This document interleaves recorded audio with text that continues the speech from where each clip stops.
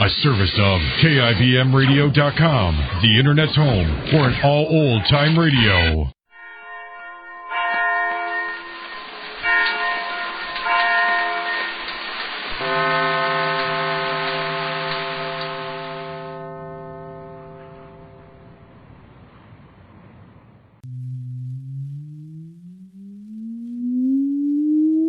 Countdown for blastoff. X minus 5, minus 4, minus 3, minus 2, X minus 1. Fire!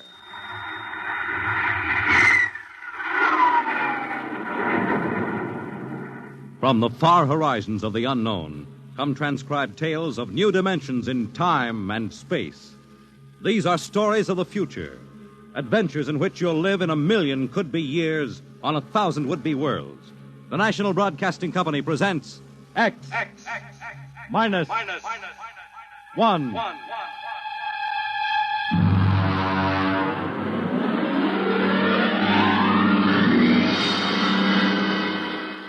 Tonight, Universe.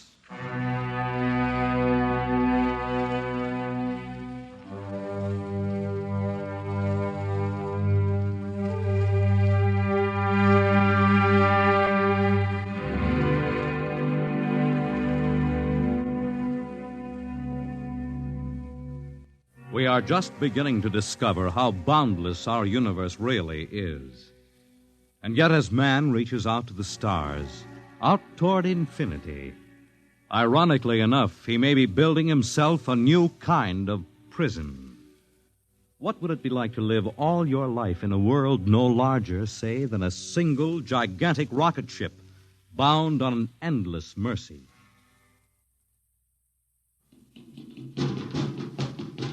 Hugh, look out! You all right? Yes, just missed me. What was it? A mutant with a slingshot, I think. Must have dashed down that passageway. Want to go after it? Oh, we'd never catch it, Alan. It's probably 12 decks above us by now. I didn't think they ever came down this far. Trolls usually get them before they reach this level. Well, they get more daring with each generation. This one looked like a female. Male or female, it might have killed us. I told you this trip was pure foolishness, climbing 24 deck levels to hear a crazy old man rave. All right, Alan, we're almost there now. Let me see, compartment X, 15, level 24. This is the place. This area smells as if it hadn't been visited by a sanitation crew for generations. This part of the ship is almost deserted. Yes? Is this the compartment of John the Witness? Who are you? My name is Hugh Hoyland, cadet from Scientist Barracks. This is my friend Alan Mahoney. What do you want of John the Witness? Well, only to talk. Are you a believer in Jordan? Naturally. I have heard that there are those among the younger scientists who doubt the word of Jordan. To doubt is death. We're not heretics. Enter.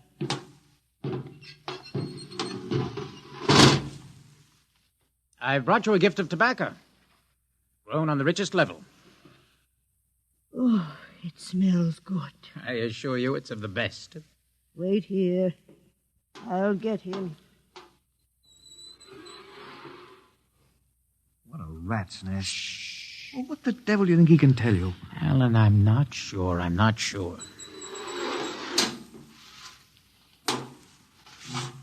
Well? Are you John the Witness? I am. Good evening to you. I'm Hugh Hoyland. This is my friend Alan Mahoney. What brings a gentleman of the scientist class to my humble compartment? I've heard that you and your parents before you have been keepers of the legend of the ship. Since Jordan gave the word. I'm anxious to hear the word as Jordan spoke it. Why? Because our young scientists, well, among them there have been some who talk against the word.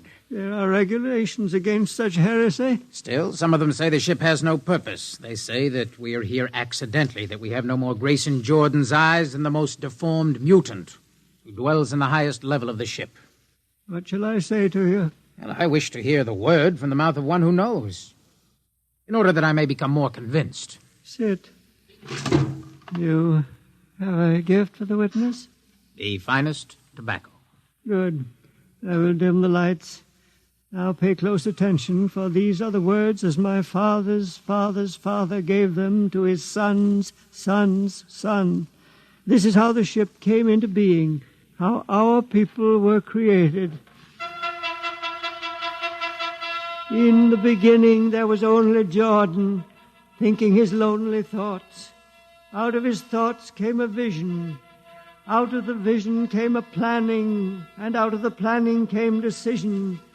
Jordan's hand was lifted, and the ship was born. Mile after mile of good compartments, tank after tank for gold and corn, ladder and passage, door and locker fit for the needs of the yet unborn.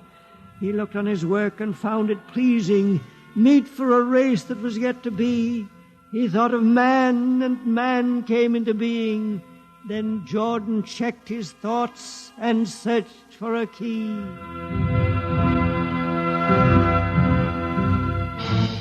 Man untamed would shame his maker. Man unruled would spoil the plan. So Jordan made the regulations, and order came to the works of man. A crew he created to work at their stations, scientists to guide the plan. Over them all he created captain, made him judge of the race of man. Thus it was in the golden age. These are the true words? As my father's father taught them. But what of the strange beast-like people on the upper levels of the ship? Surely Jordan did not create them. Jordan is perfect. All below him lack perfection. You have heard of the legend of Huff? I have heard that he mutinied against Jordan. Darkness swallowed the ways of virtue. Sin prevailed upon the ship. And before wisdom prevailed in the bodies of Huff and his followers were fed into the converter, some of the rebels escaped and lived to father the mutants. They are tainted with the sins of their fathers. Witness, one more question. Speak.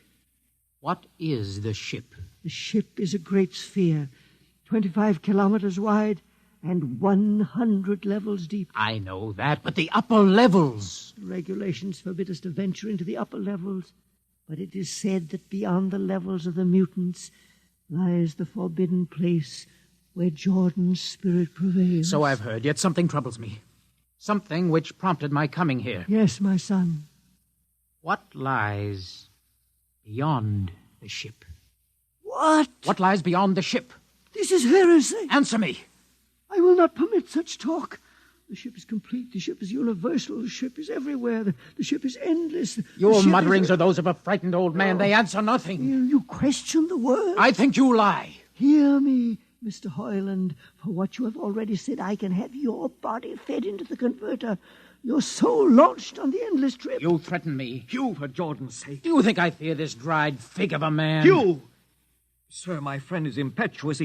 He does not understand. I might be persuaded to forget a substantial gift. Why, you pig! Hugh! Alan, come on. The sight of this so-called holy man offends me. No, you shall not leave. Don't try to frighten me with that gun, old man. Remain where you are, heretic. I warn you, put down that gun. No, closer. Drop it. Very well, then. Death to the heretic. Alan, get him! Alan. He's not breathing. Is he dead? I don't know. Come on, Hugh. We've got to get out of here. Right. Nowhere. We can't go back. They'd feed us into the converter before we could even... What's that? An alarm.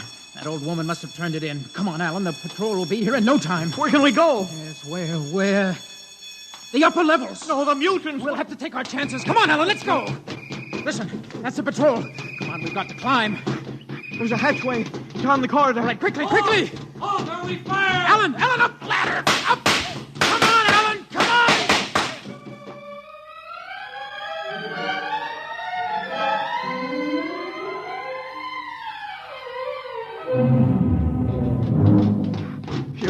on! Hugh, wait. How far are we from the outside wall? Judging by the slope of the deck, about 2 miles. Alan, let's try this passageway here. If you hadn't asked him that stupid question. Now, there's no use going over that. But why did you do it? I've been thinking about it for a long time. When he began to give me those stupid, pat answers, well, I just saw red, I guess. Who are you to question the ways of Jordan? When you asked me to go with you to visit the witness, I thought you wanted spiritual help. I never dreamed. I'm sorry, Alan. I'm sorry. I couldn't foresee this. Wait a minute. What? I saw something move. Where? Near that bulkhead. I don't see anything. Maybe my eyes are going bad. Listen! You behind us! Alan, look out!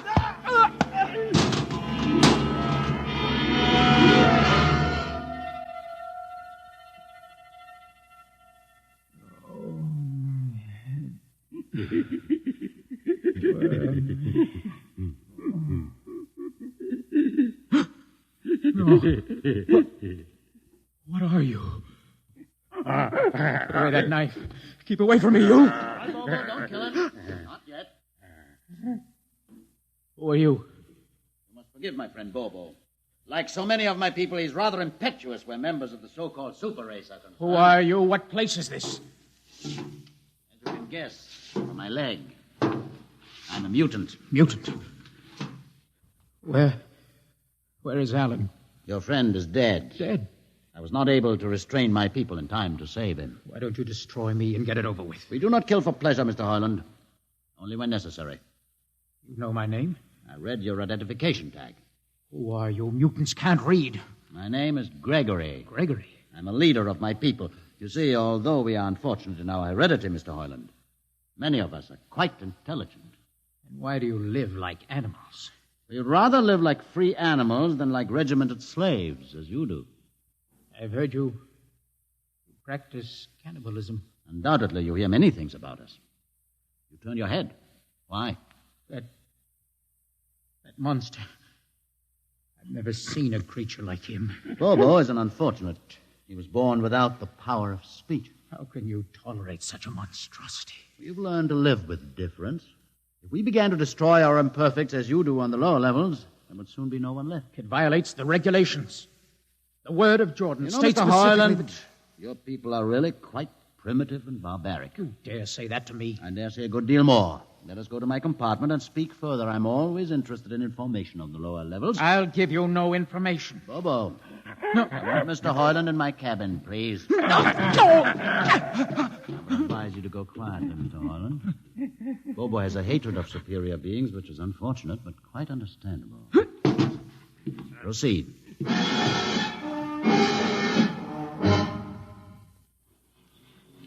Enter, Mr. Hoyland. This is where you live? Yes. But you have books. Stolen from your libraries, Mr. Hoyland. Compton's Astrophysics, Philosophy of Interstellar Navigation, Celestial Mechanics. You've read these? Most of them. I had no idea that you... Why did you bring me here? What do you intend to do? Do you believe in Jordan, Mr. Hoyland? There is no other belief. And the trip? I suppose you believe in the trip, too. What else is there to believe? When you die, your remains are fed to the converter, and your soul makes the trip. And where does the trip take you? By to Centaurus, of course. Ah. And where or what is Centaurus? Centaurus is... Mind you, I'm just telling you the orthodox answer. Centaurus is where you arrive when you've made the trip. A place where everybody is happy and where there's always good eating. And you believe this? Well, the peasants believe it literally, but many of the younger scientists, like myself, know it is figurative and symbolic. Why do you ask? Did it ever occur to you, Mr. Hoyland, that the trip is exactly what your peasants believe it is? What? And that the ship and all the crew were actually going somewhere, moving? The ship can't go anywhere. It already is everywhere. Imagine a place bigger than the ship, much Bigger? with the ship inside it, moving inside it. There can't be any place bigger than the ship. There just wouldn't be any place for it to be. Oh, for half's sake, listen. You know the lowest level? Of course. If you started digging a hole in the lowest level, where would that hole go? It's forbidden to think such thoughts. Where would it go? I can't think about it. Bobo, we're going to take Mr. Hoyland to the place. No. Where are we going? To the top level. But that's certain death. Nonsense. I've been there 1,000 times. Come along. No, I won't. I won't. You can't make me. I think we can. Please. Now, shall we proceed peacefully, or shall I have Bobo persuade you?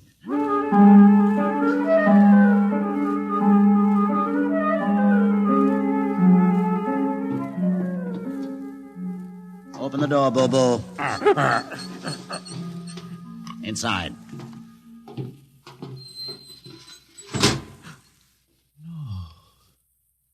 What place is this? This, Mr. Hoyland, is the main control room. Why, Mr. Hoyland, you're trembling. It isn't true. No. No, there's no such place except in mythology. Ah, you younger men are so wise, Mr. Hoyland, except for one thing. This happens to be the main control room of the ship. Main control? But it's just a huge room with an instrument panel. And what did you expect? How do you know this is the main control room? See these instruments? Using them, the navigator many hundreds of years ago actually steered the ship on its voyage. I don't understand. I didn't suppose you would. Sit down. Very well. Look up. What do you see? A huge shield. Watch it for one moment, Mr. Hoyland. You're going to see something that few of us have ever been privileged to witness. What are you doing? I'm dimming the lights. Don't be frightened. Keep your eyes focused on the shield above us. Ready? Watch. It's sliding back. Ghost of Jordan. Well? What am I seeing? The universe, Mr. Hoyland. The universe in all its beauty. The stars, the planets, the suns and moons and constellations. No. No, it can't be. The ship is the universe. There is nothing but the ship. Ah, but there it is. You see it before your eyes, spread out like a canopy of glory. Do you still deny it? Answer me, Mr. Hoyland. Do you deny it? No. No, I can't deny it. They've lied. They lied to all of us. Good. I have showed this to others of your people whom we captured, and though they saw it before their very eyes, they would not believe it. Please. Please tell me all about it. Tell me the truth about the ship and about the universe. What are these things? How did this come about? Many thousands of years ago, on a planet like those you have just seen, a planet called Earth, a scientist named Jordan decided to build a ship that would carry men from one planet to another. For many years, Jordan and thousands of others studied and planned. And when they were finished, they built the ship. A ship so large that it had to be assembled in its own orbit beyond a place called the moon. 60 years it took them to construct. And when it was finished, a whole new science had been conceived. Then the trip was begun. The trip that was to land a colony of Earthmen on a far-off planet called Centaurus, millions of light years beyond the furthest planet ever reached before. How do you know these things? Among my books are the log, which Jordan himself kept, and the records of the journey for the first 40 years. What happened? There was a mutiny. A man named Huth led a rebellion of those who wanted to turn back. In the struggle, the navigators were killed. The crew fell into a state of anarchy. In the years to follow, small groups of men tried to organize the ship for navigation, and each time they failed. Finally, the whole idea was abandoned. And so, for centuries, we have swung in space, unmanned, undirected, living in a lost world of our own making, without purpose, without direction. Why have you told me this? Can't you guess? You want to finish the trip. Yes, but I can't. You can't? Look at me, Mr. Hoyland. You see, a mutant, a man with a twisted leg. My people are outcasts, condemned to death if we so much as set foot in the lower levels of the ship. The main drive is in the lower levels where my people are forbidden to go. No. It would mean that both our people would have to work together. Our differences encouraged rather than denied. All right. I'll see the captain himself. I have an uncle on the central board. I'll tell him what I've seen here. And do you think he'll believe you? Send one of your people with me. That's asking a good deal. I'm risking a good deal by going back. Very well. Bobo will go with you. Bobo? He can't talk. There will be no need for talk. I will write a message guaranteeing safe conduct for a group of unarmed scientists to visit the main control room. Bobo will take you safely through our territory. What happens when you reach your own level is up to you.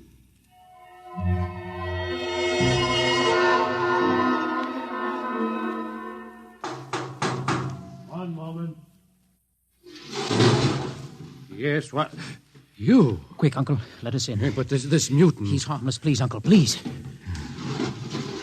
Now, what is this? You're wanted for... I know all about that. Uncle, listen. I must see the captain. The captain? Are you mad? Uncle, you're a council member. You can get me to see He'll him. kill you. You're wanted for heresy. I don't care. I must speak with the captain. Now, Uncle, you're close to him. You can arrange it. I don't understand. Listen to me. The ship is moving. I can prove it. Do you understand? There is a purpose in the ship. I don't understand what you're babbling about. Now, never mind. Just talk to the captain. Tell him I have information of tremendous importance. Tell him I've arranged a truce with the mutants. Truce? Here, show him this paper. Signed by their leader. Do it, Uncle, for my sake. I don't know what... Uncle, please, if I'm to die, let this be my last request to you. Very well. I'll speak to the captain.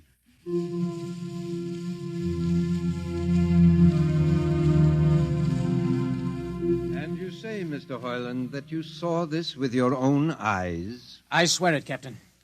I swear it on the word of Jordan.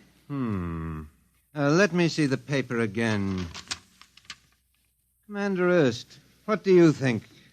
I don't know, sir. It might be a trick. I guarantee you safe conduct. If these things are as Mr. Hoyland reports them, it would pay to risk a few lives. The man is a convicted heretic. Still, we must not discount his word. He has a safe conduct, and the mutant risked its life coming with him. I think we might investigate. Captain, you mean you will do it? I will have an expedition outfitted. Dismissed, Mr. Hoyland. Thank you, sir.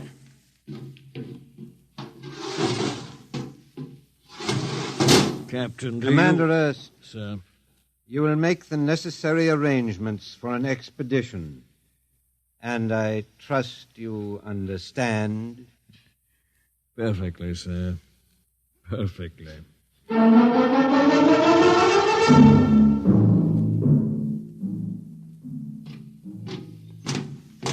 Lieutenant. Mr. Hoyland? You better halt your men here. This is the spot. Patrol! Halt! Well, I see no welcoming party of mutants. There'll be none. Their leader will meet you inside the main control room. You don't say.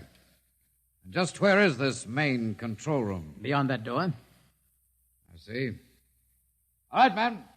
Ready up. Lieutenant, why do you ready arms? In case of ambush. Ambush? Now, wait a minute, Lieutenant.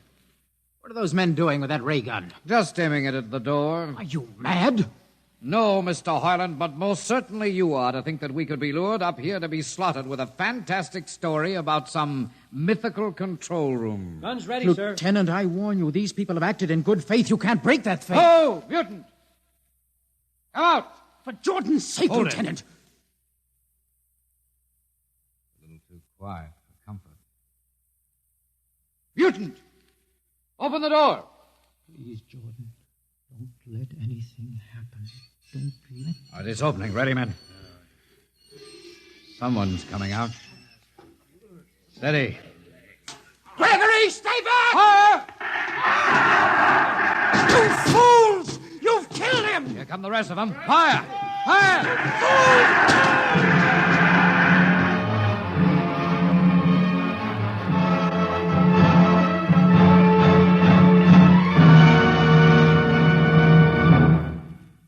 That should teach him a lesson they won't forget. All right, men, inside the room. Come along, Harlan. You're under arrest as a conspirator in this ambush. Ambush, you fool. You blind, stupid fool. All right, that'll be enough. You've been inside this place before? Yes. What's this machinery? These are the controls he would have used to steer the ship. Gone out of his mind, Lieutenant. Steer the ship? Who? The leader, the one you killed. This ugly mutant? This ugly mutant happened to be a man of true genius. Why, you're mad. Am I? Lieutenant, this man had a vision which would have saved you, but you chose to kill him because you couldn't stand the sight of his difference from you. Shut up, Highland. Don't listen to him, man. You can't shut your eyes, and you can't shut your minds, and you can't shut your ears to this! The roof's moving back! Yes, look!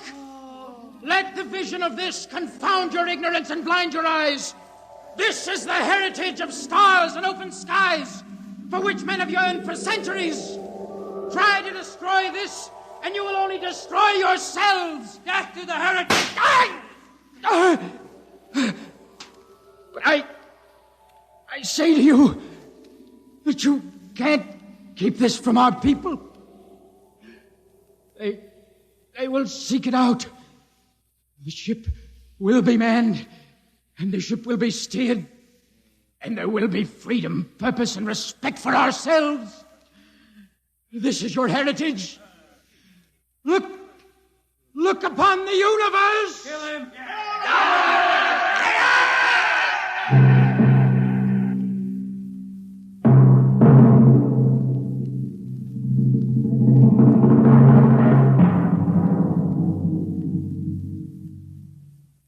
X-1 has just brought you Universe, a story written by Robert Heinlein and adapted for radio by George Lefferts. Heard in the cast were Donald Buca as Hugh, Peter Capell as Gregory, Bill Griffiths as Alan, Abby Lewis as the woman, Edgar Staley as the witness, Jason Johnson as the uncle, John Seymour as the captain, and Ian Martin as the lieutenant. Your announcer is Fred Collins. X-1 is directed by Fred Way and is a transcribed NBC Radio Network production.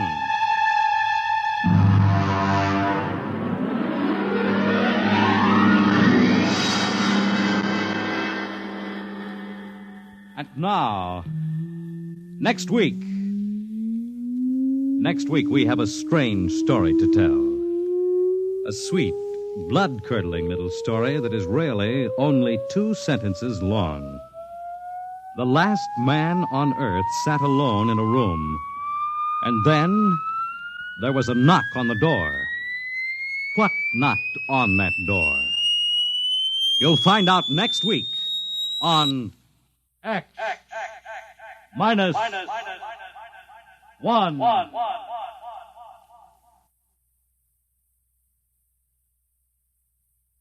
When you buy United States savings bonds, you help to build your own future security. Here's an opportunity to save systematically for long-range personal objectives. So invest in United States savings bonds. Now follow the Abbotts to mystery and adventure over most NBC radio stations.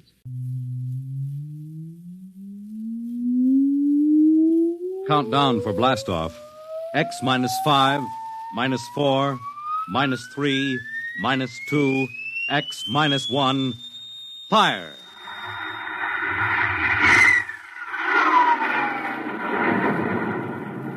From the far horizons of the unknown come transcribed tales of new dimensions in time and space.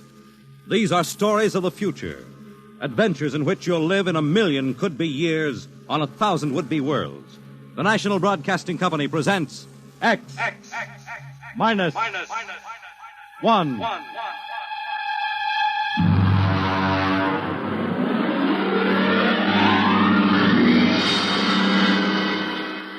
Tonight, the science fiction classic, Knock, by Frederick Brown.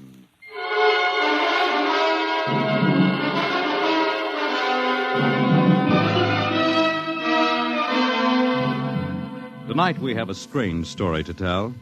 A sweet, blood-curdling little story that is really only 2 sentences long. The last man on Earth sat alone in a room. There was a knock at the door.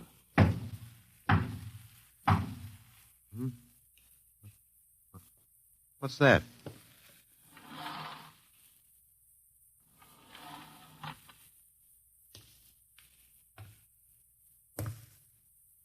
morning, man. What? Who are you? You have regained consciousness. Who are you? I am Zan. I'm still asleep, I must be. You are not asleep. Maybe if I close my eyes, it'll go away. I will not go away, man. Oh, I guess I'm awake. What are you? I am a Zan. What's that? A Zan is intelligent life. Look, I don't... What happened? Where are you from? From Planet 7 in the 3rd galaxy in the 4th quadrant. Where? It is not necessary to repeat information which is correct in the original statement. Planet 7, but... You mean I'm not on Earth? You are still on your planet. Then what are you doing here? The Zans have annexed your world. You mean you've conquered Earth? Yes, that is correct. We will now prepare your planet for habitation by the Zan. How about the people? What about the population of the world? You are the population of the world. Hmm? Now, wait a minute. I can't... I don't understand what's happened. The Zan have landed on your planet. We have removed the lower life forms to prepare for colonization by the Zan. When did all this happen? 2 days ago. You have been unconscious until now.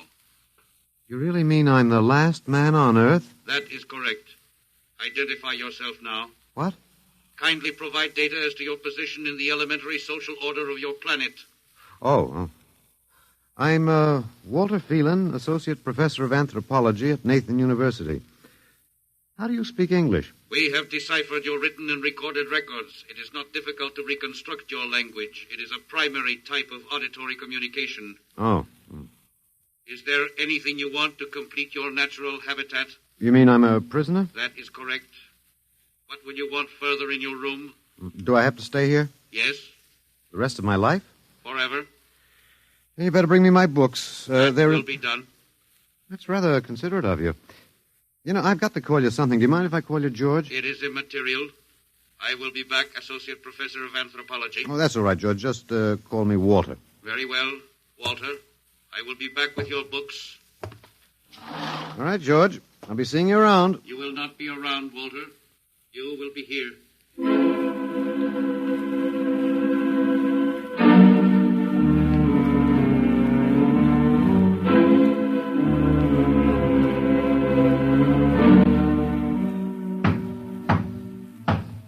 Come in. Oh, hello, George. Hello, Walter. Wait a minute. You're not George. You're different somehow. It makes no difference. The Zan are many, and they are one.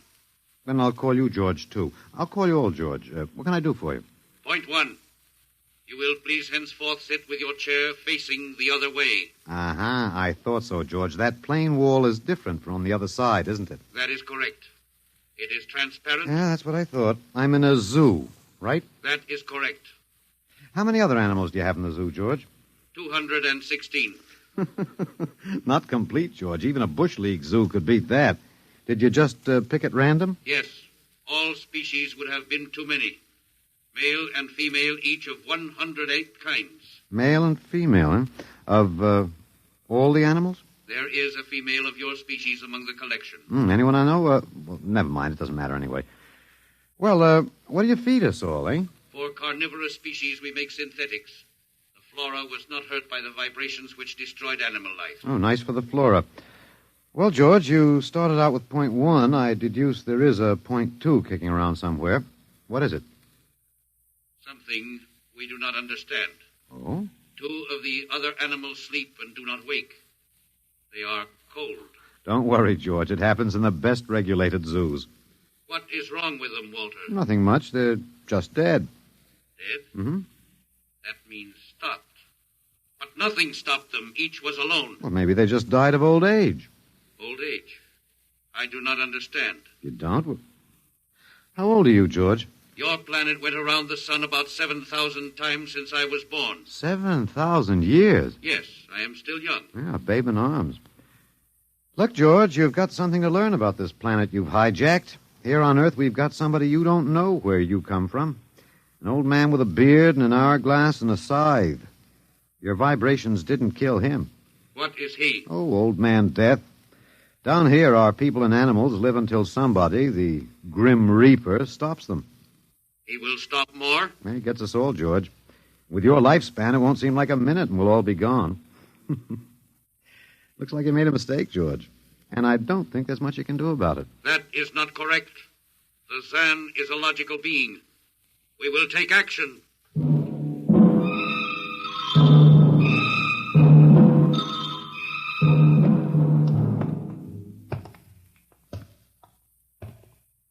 Well, George, where are you taking me? We will be there shortly. We will bring your books and your chair. You mean my lease is up? I do not understand. It's moving day? That is correct. We are here now. You will live here now, Walter. It is a larger room. Well, be it ever so humble, there's no place like home. Go inside. Oh, be careful with those books, George. Don't lose my... Oh, excuse me. Who are you? What are you doing here? I guess George didn't explain. George tries to be polite, but he hasn't quite caught on yet. I'm Walter Phelan. My name is Grace Evans, Mr. Phelan. What's all this about? Why did they bring me here? I think I know why, but let's go back a bit. Do you know just what has happened otherwise? No, not exactly. Well, I've been talking to George. George? Well, that's what I call them, all of them. There's no way to tell them apart anyway. There aren't many of them here yet. They come from outside the solar system, sort of an advanced scouting party. I saw their spaceship. It's as big as a mountain. Yeah, they're moving in on us. They cleaned off the Earth with some kind of vibration. It destroys all sorts of animal life. I don't know whether they did it all at once or if they had to circle the Earth a few times, but they killed everybody. No. I was afraid The cheerful note is that you and I and 200-odd other animals were picked up beforehand as specimens for the zoo. You do know this is a zoo, don't you? I suspected it. But I don't remember anything about being captured. I just woke up here. Well, my hunch is they used the vibrations just low enough to knock us all out. And then they cruised around, picking up samples at random. When they were all set, they turned the juice on full blast. How terrible. Yeah, well, they solved a lot of problems for us. Housing shortage, wars, even the atomic bomb. I don't suppose the human race, you and I, have to worry about anything now. It's awful. Only they made a mistake. They underestimated us. I don't understand. They thought we were immortal. That we were what? Immortal, like they are. Oh, they can be killed, but the Zans don't know what natural death is. They didn't know anyway until they lost two of us yesterday. You mean there are more than two of us? Oh, not more of our species, no. These were merely fellow animals, a rabbit and a canary. And by the Zans' way of figuring time, the rest of us are only good for a few minutes apiece. It's a joke on them. They figured they had permanent specimens here in the zoo. Well, didn't they even know we'd all die eventually? I don't think so. George, that is the second Zan I saw, told me he was 7,000 years old, and he's young by their standards. When they learned how quickly we die, they were practically shocked to the core, if they have cores. How can you talk that way about it? Academic detachment. I learned it at faculty teas. At any rate, they've decided to reorganize their zoo. 2 by 2. What, are they going to keep us locked up together in this one little room? Yeah, I'm afraid so. There's plenty of furniture, though, and George promised to bring me my chair. We've got to do something. Why? Well, I don't know. It just seems to me we owe it to the human race to do something. Oh, well, perhaps you have a suggestion? There must be some way. They can be killed, you said. Oh, yes, I've been studying them. They look horribly different, but I think they have about the same metabolic and digestive system as we. I think that anything that would kill one of us would kill one of them. But you said 7,000 years. Yeah, I think I figured it out. Now, George cut his, I suppose you'd call it his hand, when he brought in my books. It started to bleed, red blood. But I could see the cut closing as he stood there. By the time he left, it was healed. I don't understand. Well, you see, whatever factor there is in man that makes him grow old is missing in the Zan. Their regenerative powers must be unlimited. They just don't wear out. They go on and on until they're stopped. Suppose we killed one. There must be some way. Oh, what would be the use? They wouldn't even punish us. They'd just give us our food through a trapdoor and put up a sign saying, "Beware of the man. Dangerous." I don't think they'll even have to bother in your case. I don't see anything funny. I'm sorry. It just reminds me of Martha. Martha? My wife. She died 2 years ago. I'm sorry. Well, not at all. It was a pleasure. That'll be George with my books. Come in. Hello, George. Hello, Walter. Point 1, I have brought your books. Point 1, eh? What else is on your mind? Another creature sleeps and will not wake. Oh? A small feathered one called a duck. Well, it happens, George. I warned you. Old Man Death, the Grim Reaper. I told you about him. Walter, the Council of Zan has met. It has been decided logically that A, no life form can withstand the full-strength vibrations with which we cleared your planet. Therefore, the Grim Reaper you spoke of does not exist. Pretty neat, George. What's B? B, the only intelligent life to escape the vibrations is you. Therefore, the logical conclusion is you are stopping these animals by some means unknown to us. George, you are off your trolley. You will tell me now how this is done. You've got me. Yes, we have. It is necessary to save the remaining specimens as long as possible. If we do not get the information, we may be forced to dispense with your species entirely. This means you, Walter, and the female. Now, hold on, George. Don't go off half-cocked. Let me take a look at these animals that won't wake up. I will take you there now. Go first, Walter. After you, my dear George.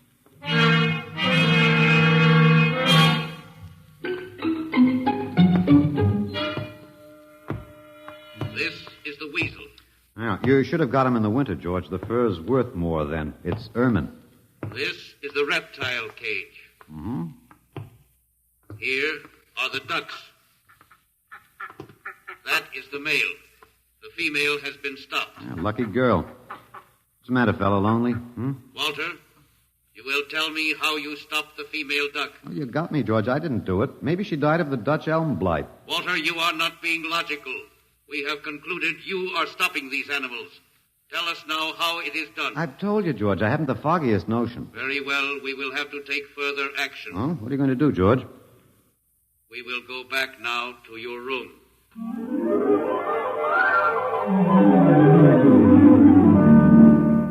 What happened, Mr. Phelan? You might call me Walter. After all, George does. And we have more in common. Please, what happened? Oh, just a duck, a dead duck. George thinks I killed her by remote control. He wants me to tell him how. Did you? Look, I'm just an ordinary anthropologist. There's no telling what those animals died of, just natural causes. But George can't see it that way. He thinks I'm holding out on him. Good. What? At least we can get back at them some way. At least we can do something to them. Well, why? After all, George isn't a bad fellow, if you like an ant mentality. How can you say that? Well, they murdered the human race. I suppose so, but we can't change that now, so why think about it? We just can't sit here and do nothing. I fail to see how we can do anything else. But at least we could be fighting. I can't see the virtue in that. I was more or less content with my books, and we've got George to talk to. Of all the men in the world they had to pick, don't you want to fight back? Don't you want to keep on fighting to the end? It hadn't occurred to me. But we've got to, Walter. Why? Well, I can't really explain it, but, Walter, if there was any good in man, it was that he kept on struggling against nature and, in the end, even against himself. But he kept on fighting for what he thought was right, and we're all that's left. Walter, we just can't end by giving up. We've got to keep on fighting. You know, you do remind me of Martha. There isn't much left for us. We could beat them in this one small thing.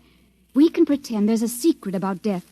We could refuse to tell them anything. Well, there isn't anything to tell. But they don't know that. Promise me you won't give in. Well, I suppose the worst they can do is kill us. All right, Miss Evans. Hello, George. Hello, Walter. Now you will tell us how these animals are stopped. George, this may come as a shock to you, but I've decided not to tell you. Why? Oh, a romantic attachment to lost causes. My grandfather was a Confederate officer. Walter, you are not being logical. Neither was my grandfather. He charged a Yankee battery with one round of ammunition and a corncob pipe. You are not logical, but that is expected in lower life forms. You will come with me now, Walter. Where are you taking him? To the second level. Go now, Walter. You won't tell them. I can't guarantee anything, but as of now, I don't intend to. We've got to fight, Walter. Remember that. We've got to go out fighting. Yes.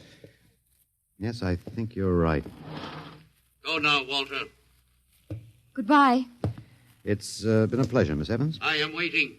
Go now, Walter. After you, my dear George.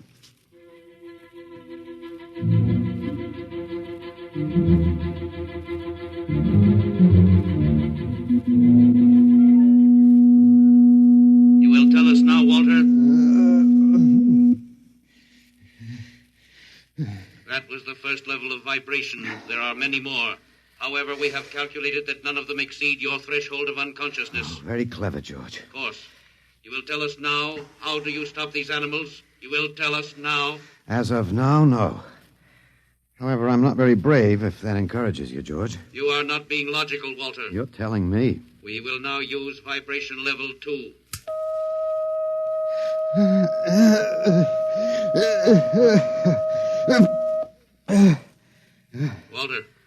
Walter, you are still conscious. Let me alone, George. You will tell us now how you stop the animals. Let me alone. We have had vibration levels 1 and 2. There are still 15 more before your threshold of unconsciousness. No. Let me alone. Walter, listen to me. Another creature sleeps and will not wake. We must know now. It's tough. You better start vibrating again, George. No. What? It would not be logical. We have calculated that no further level of vibration will overcome your irrational psychological block. We conclude you will not tell. Let me go? That is correct. That's real nice of you, George. I appreciate it. We have calculated that the resistance of the female of your species will be lower. We will now place her under the vibrations. No, George, you can't do that. No, listen, George. George, there is no secret. Can you understand that? There is no secret. Those animals died from natural causes. I'm telling you the truth. That is not a logical answer. We will get the woman. I've told you the truth. Can't you understand? We must know now. The female animal cage next to the duck has been stopped. We must preserve the survivor. The animal next to the duck? We will bring the woman here. She will tell us after the vibration. No. Listen, George. You want the truth? You want to know how to save the mates of the animals that have been stopped? You will tell us now? Yes, I'll tell you now. I give up. But you've got to promise to leave the woman alone. You promise, George? If we receive the answer from you, Walter, there will be no further need for the vibrations. Well, I guess that'll have to do. All right. Take me to that stopped animal. I'll tell you how to save the mate. Very well, Walter. You are being logical now. We will go.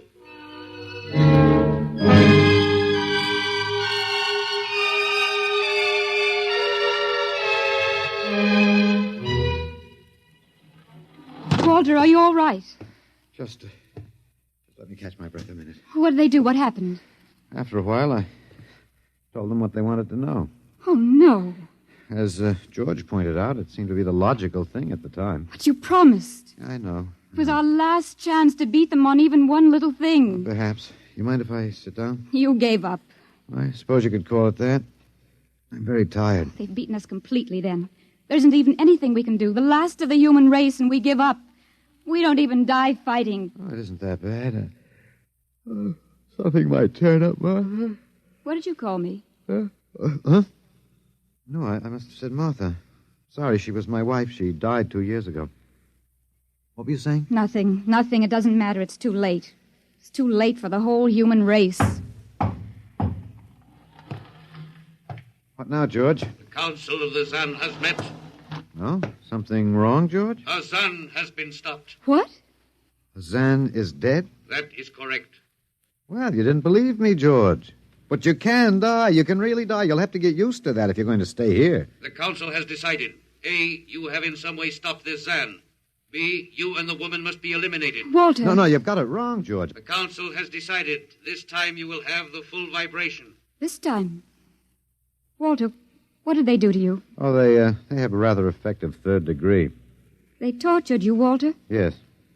And I thought... Oh, Walter, it was all my fault. I wouldn't even have tried without you. I suppose we have a last chance now to end with some dignity. I think you're a very brave man, Walter. No, not very. There isn't much else to do. Do we go now, George? Now, Walter. Wait. What's that? I have been told another Zan has died. Now will you believe me? The Council of the Zan meets now. 2 gone already, and you were with me, George. You know I didn't kill this one. What stopped him then? I told you, it's Old Man Death. You came to the wrong planet, George. Your immortality doesn't go down here. He can stop you, but you can't stop him. And you'll all die if you stick around. What now? The Council has decided. This is a place of death. We will leave your planet. Leave? You mean you're giving up? It is not safe for the Zan. Oh, Walter, they're leaving. They're really going. Come on then, George, and don't hurry back. It would not be logical to do so. We are leaving the Earth now. Goodbye, Walter. Goodbye, George.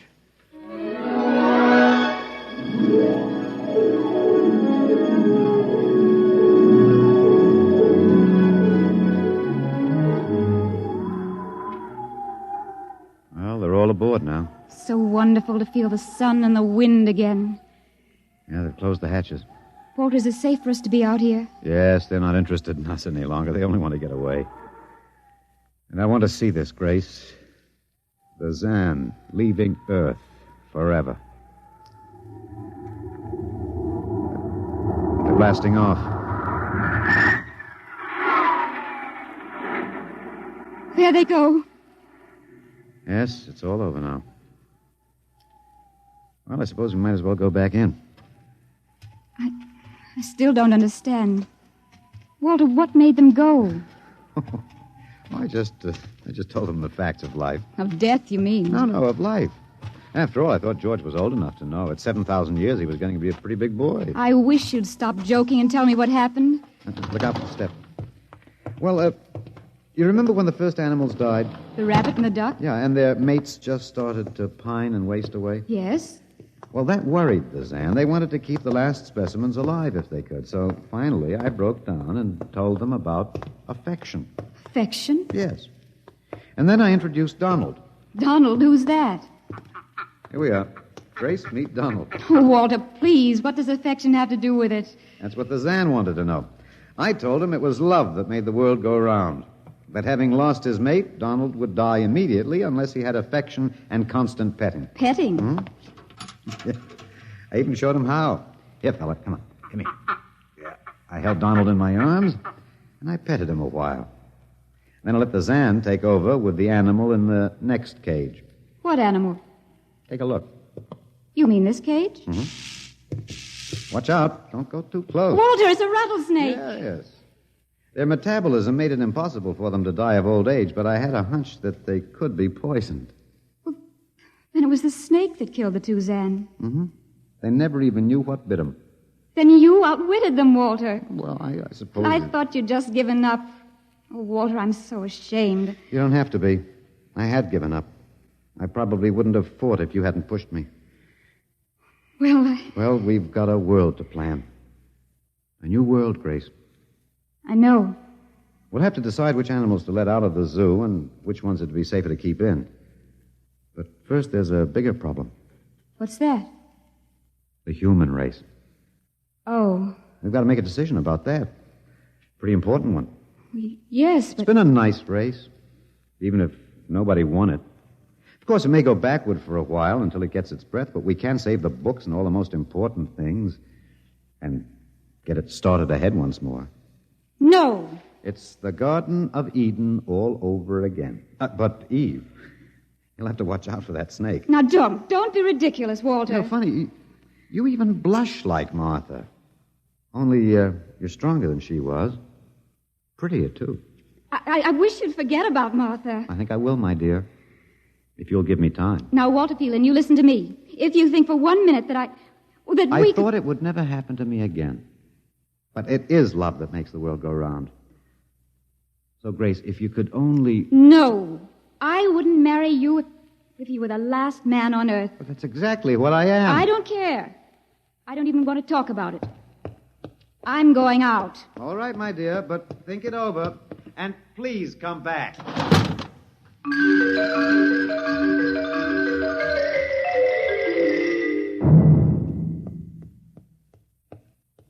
You see, I told you. It wasn't really so horrible, our story. Remember how it goes? The last man on earth sat alone in a room. And then there was a knock on the door. Come in. Come in, Grace, my dear.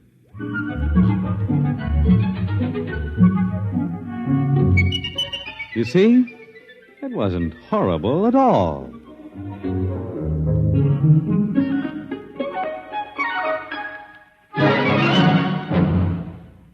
In just a moment, a word about next week's adventure. Tonight, by transcription, X-1 has brought you Knock by Frederick Brown, adapted for radio by Ernest Kinoy. Featured in the cast were Alex Scorby as Walter, Laurie March as Grace, and Louis Van Ruten as the Zan. X-1 was directed by Fred Way and is an NBC Radio Network production.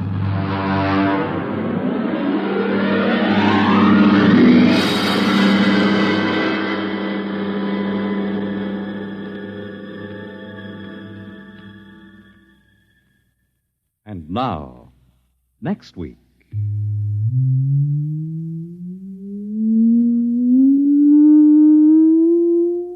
A strange and chilling story from the Bureau of Missing Persons. The story of what occurred when they accidentally intercepted a short-wave message, a cry for help from a missing atomic scientist who told them the fantastic story that he was now the man in the moon. How did it happen? You'll hear next week at X minus 1.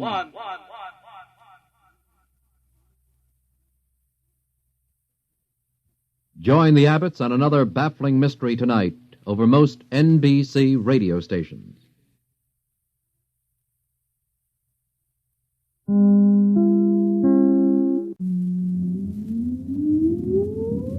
Countdown for blast off.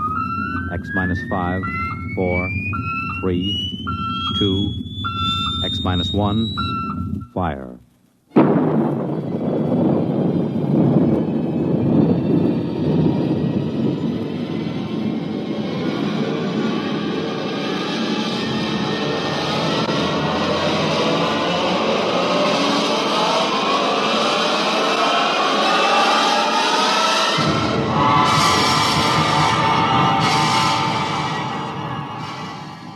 From the far horizons of the unknown come transcribed tales of new dimensions in time and space. These are stories of the future, adventures in which you'll live in a million could-be years on 1,000 maybe worlds. The National Broadcasting Company, in cooperation with Street and Smith, publishers of astounding science fiction, presents X minus 1.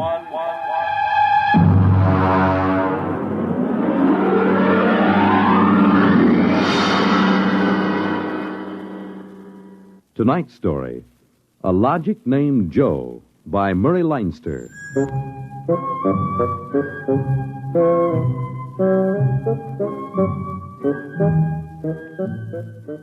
It was on the 3rd day of August that Joe came off the assembly line. And on the 4th, Maureen came into town. And that afternoon, I saved civilization. Maureen is a blonde I was crazy about once, and Joe is a new 1974 model Logic that I've got stored away down in the cellar. And how do I save civilization? You're listening now to a voice from the future. The voice of Frank Caldwell, head serviceman for the Logix Corporation, makers of the machine that does everything for you. Well, nearly everything anyway. The electronic Logic. In the year we speak, 1974, no modern home was complete without one. And the Logic sets were working so well that life was soft indeed for repairman Frank Caldwell. That is, until that fatal day of August the 3rd, when suddenly the Logics began doing everything for their users and doing it too well. On the 3rd of August, there wasn't much doing, and I'm hanging around the boss's office smoking up his cigars. Frank, there's a customer outside. Go take care of him, will you? Me? I'm a maintenance man. Mr. Korlanovich wants to have Logics explained to him. Explained? Where's he been, on Mars? I just moved up from the backwoods someplace. Well, why don't you explain him? Well, I don't feel too well. You were okay half an hour ago. Are you the boss here or am I? Go on out there, will you? Okay. Oh, Mr. Korlanovich, good morning. My name is Caldwell. Can I help you? Oh, thank you, Mr. Caldwell. This is my little boy, Freddie. Hiya, jerk! Oh! Freddie, how many times have I got to tell you not to kick people in the shins? Excuse it, please, Mr. Caldwell. Oh, sure. Just a kid. I got a knife home, could cut you into little pieces. Please, Freddie. We'd like to buy a Logic, Mr. Caldwell. The gentleman we spoke to first said he had to leave in a hurry. I'll fix him. Well, I understand that you're not acquainted with Logics, Mr. Kolanovich. That's right. We just moved to the city. Uh-huh. My wife, she saw everybody else had a Logic, and you know how women are. Oh, you bet. Well, you can't get along without a Logic in this day and age, Mr. Kolanovich. Look, I got a snake. You want to see? Well, you shut that. Now, about the Logic. Here, I'll just plug in this one right here. Now, you see, the Logic looks kind of like an old-fashioned television set, only it's got keys instead of dials. Now, a lot of the keys are standard, like the television stations, the news, the stock market quotes, and so on. Now, of course, if you want to talk to somebody, you just punch the number of his Logic. It's like making an old-fashioned phone call. But there can't be keys for everything. Oh, no. Now, let's say that you want to ask a question, like what to take for a sore throat, or who won the American League pennant in 1911. You turn on the Logic, then you just punch the question key and ask, like this. Who was the first president of the United States? George Washington. There, you see. But I already knew that. Well, of course, that was just a sample. I got a little store. Will it keep books for me?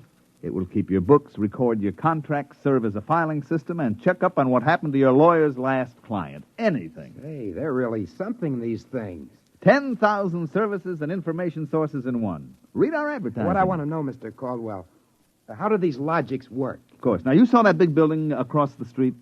Sure. Well, that's one of the relay tanks. You see, there are a dozen of them all around the country, and they're all hooked up together. And there's a data plate in one of those tanks for every fact in creation.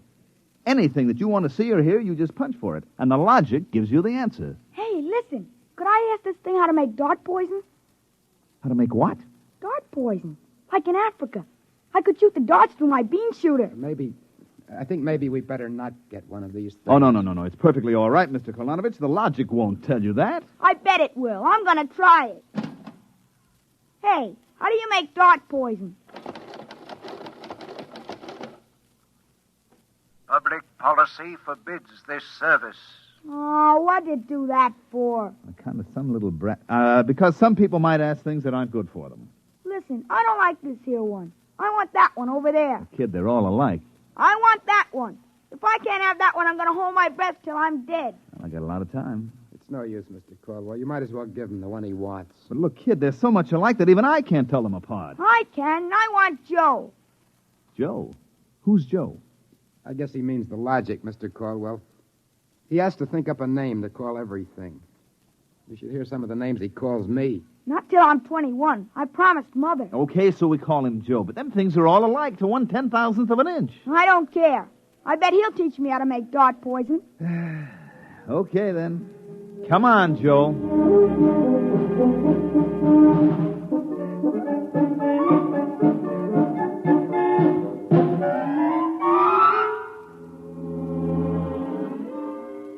So he keeps yelling, I want that one. I want that one. I'm going to call him Joe. Mike, I tell you, I could have wrung his neck. How many cards? I'll draw 2. What a holy terror. He had his father scared to death. It's too bad that kid ain't mine. I'd show him quick enough who was boss in the family. Uh-oh, holy smoke. What's the matter? I'm sorry, fellas. I got to hold up the hand a minute. I just remembered. Oh, I got to call my wife. Oh, let her wait. You ever met my wife? Hey, what's the matter with this thing? It ain't getting my house. Announcing new and improved Logic service. Your Logic is now equipped to give not only consultative, but directive advice. If you want to do something and don't know how to do it, ask your Logic. Hey, did you guys hear that? Well, they should have told us about this. Oh, it's just somebody trying to pull a gag. Well, it didn't sound like a gag to me. Maybe the boss decided to add a new Logic service. Look, the minute the system starts giving advice, some joker like you is going to be asking questions like, how do I get rid of my wife? Oh, no. The boss knows better than to start anything like that. Yeah, but you heard what the Logic just said. Oh, listen, the censor circuits will block the question. If you don't believe me, go ahead and try it. Well, anything for a gag. Okay, Logic, I got a question for you. How do I get rid of my wife? Service question. Is your wife blonde or brunette? You guys hear that? She's a blonde. Hexycrylobenatine is a constituent of green shoe polish.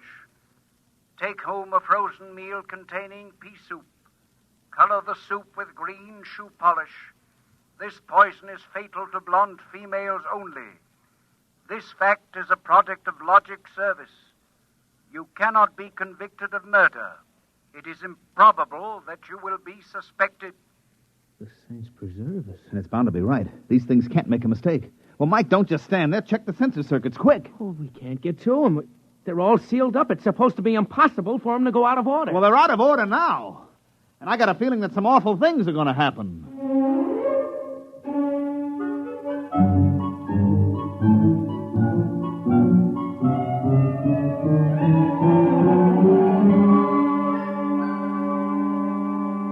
Boss, we've got to do something. The logics have gone nuts. Now, relax. The thing gave a goofy answer once. Maybe it was a joke. But it was an accident. Now, forget it. It won't happen again. What makes you so sure? People are going to be trying it. Look, supposing I wanted to get rid of you, for instance. You don't. How would you collect your pay? I know, but just supposing. Now, look, we'll try it.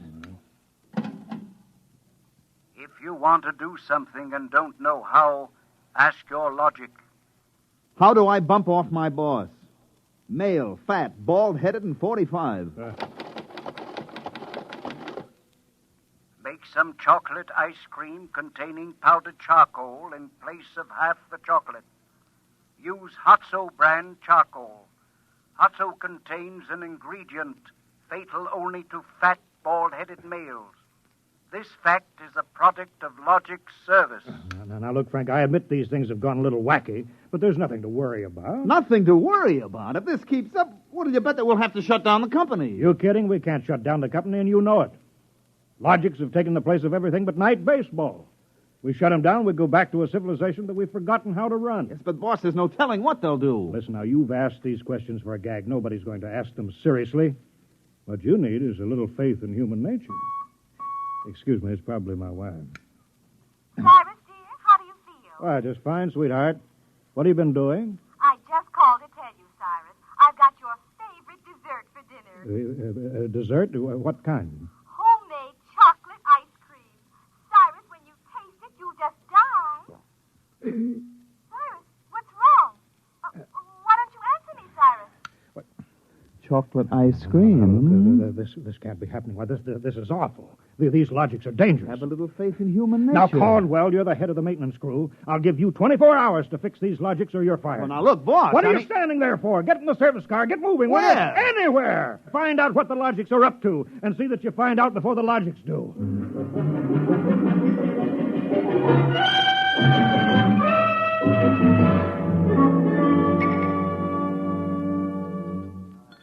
Bartender, give me a double.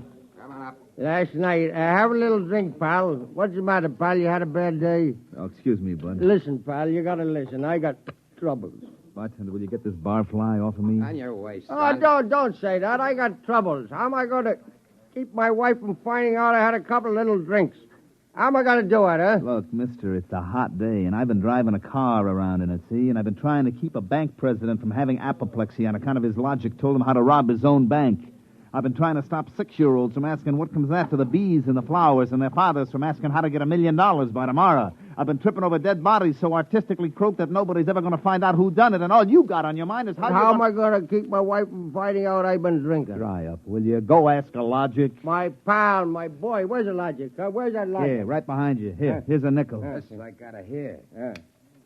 Now, come on, logic, old pal. Old pal, be nice. How does a guy keep his wife from finding out he's had a couple of little drinks?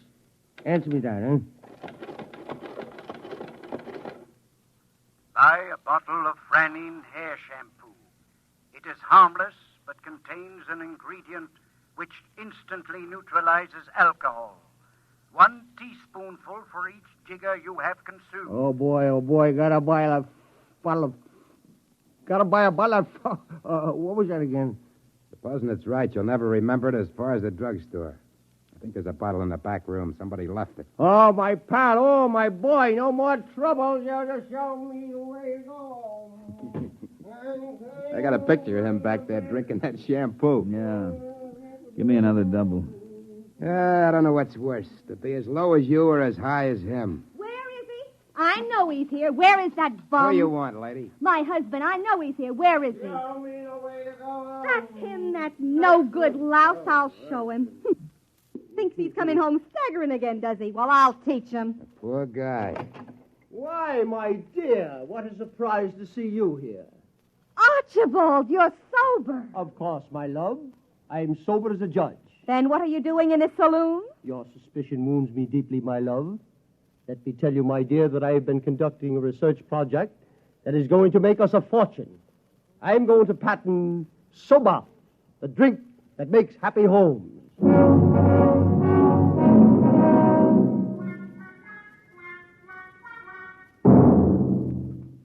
Look at this blotter, Caldwell. Blank. The greatest crime wave in history, and we can't even make an arrest. They're all perfect crimes. Thanks to the logics. But, Sergeant, we're doing our best to find Well, out. that's not good enough. You can't find out what's back of this. Shut down the company. Or else the police department will. Look, nobody is back of it. The logics run themselves. They pick their own circuits automatically. Ah, you mean they're doing all this by themselves? Sure. We always knew they could do a lot more things than we knew about. I think they're just trying to be helpful, that's all. That's all, huh? Well, you better make them cut out the tricks, including this new business they're up to now. What new business? Just started an hour ago. Every time you turn on the logic, it asks your name, and then it spells out the whole history of your life. What? I haven't heard about that. What's it do that for? You tell me. Go on, go ahead, try it. Okay. What is your name? How do you like that? I'm Frank Caldwell. Frank Caldwell. Were you ever called Ducky? Ducky? Wow. Lay off, will you, fella? What if I was? It's been years. Ducky, there is a call for you. Hello, Ducky. Holy cats. Lorene. Ducky, darling, how marvelous. Hey, let me get a look. Huh? Gosh, Lorene, where are you? I'm in a hotel. I just got into town. Oh, Ducky, wasn't it smart of the logic to find you? The logic? To find me? I asked it how to find Ducky. You must have an unlisted number, darling. You're not in the directory. Well, gee, how have you been, Lorene, since I saw you last? I heard you got married. You won't believe me, Ducky, I know, but I've had 4 husbands, and I've never loved anybody as much as I love you. You've divorced 4 husbands? 3. The last one, died unexpectedly. Oh, who unexpected it? He did. But the jury acquitted me, Ducky. They knew it was just a little old accident. So now I'm free again, and we got lots of things to talk over. You come right on over here, Ducky, instant. Oh, well, Lorraine, I'm working, you see, and I'll call you back. All right. Here's a kiss. Mm-hmm. That'll have to hold you till you get here. Hurry, Ducky. Oh, my back. What am I going to do? Do like you were telling me a while ago. Huh? Calm yourself. Ducky.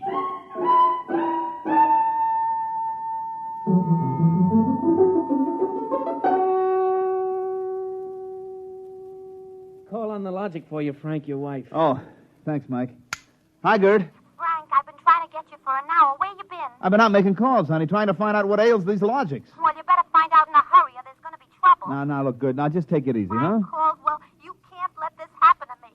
They're asking everybody's name, and when you tell your name, it reels off your whole history. Well, honey, I don't think they're doing that anymore. I think that was just temporary. Well, in the meantime, it's told everybody in the neighborhood all about me. I punched Mrs. Hudson's name. She's been married 3 times, and she's had Mr. Hudson arrested twice for non-support and once for beating her up. It'll tell anybody anything. Yeah, but look, Gerd, I'll tell you. Frank, you stop these things or I'm going to leave you. Oh, honey, you don't mean that? I do. If you can't figure out how to keep our private lives out of every logic in town, then I'm through, and that settles it.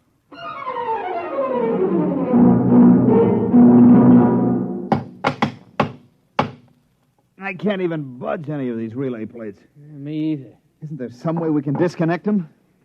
Nope, there is not. They weren't built to be disconnected. The census circus was supposed to take care of cutting them off. Now, see who that's for, Frank. Hello, Ducky, darling. Oh, Lorene, not again. Ducky, darling. I'm so lonesome. Why haven't you come over? Well, I've been busy. Oh, poor Ducky.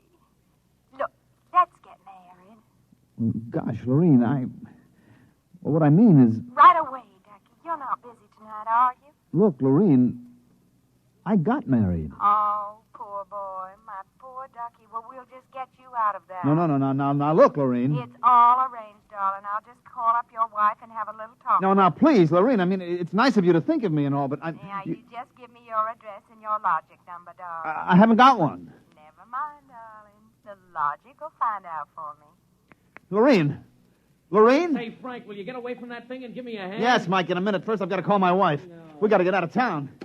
Oh, Lord, I made a mistake. Frank, you're supposed to be helping Mike. Yeah, I am, boss, I am, but I got to make this call. Call? What do I care about your call? President's getting ready to close down the company and declare martial law. Now, for the love of heaven, do something. Yes, boss, I will. I've just got to make this one call before the logics get on my trail. To assist in solving a special problem of logic service, kindly give the following information if possible. Where does Frank Caldwell live? They got me. I'm through.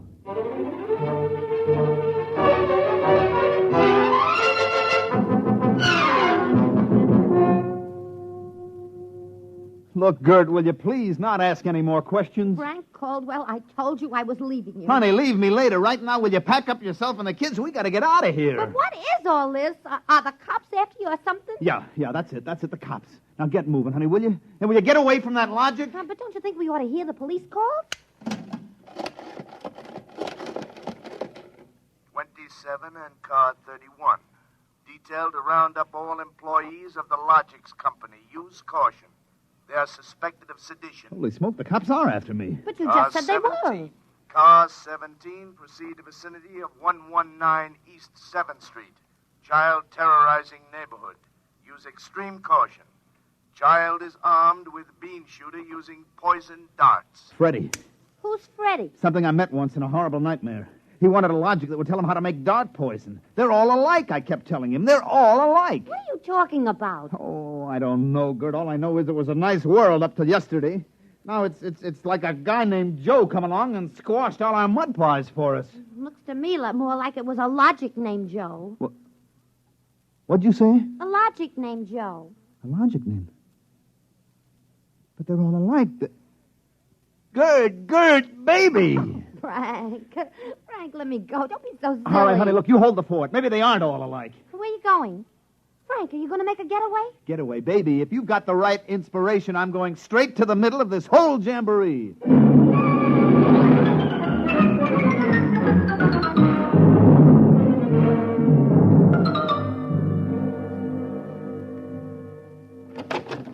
Yes?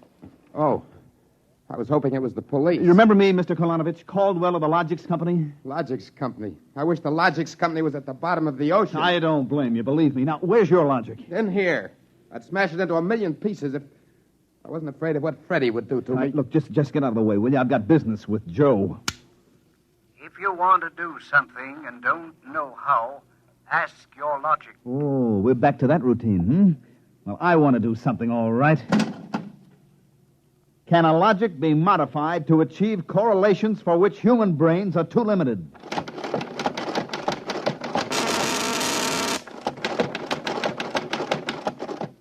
Yes. How great will the modifications be? Microscopically slight. Changes in dimension not detectable even by precision gauges. They can come about only through an extremely improbable accident. And what would this super logic then be able to do? Come on, you, spill it.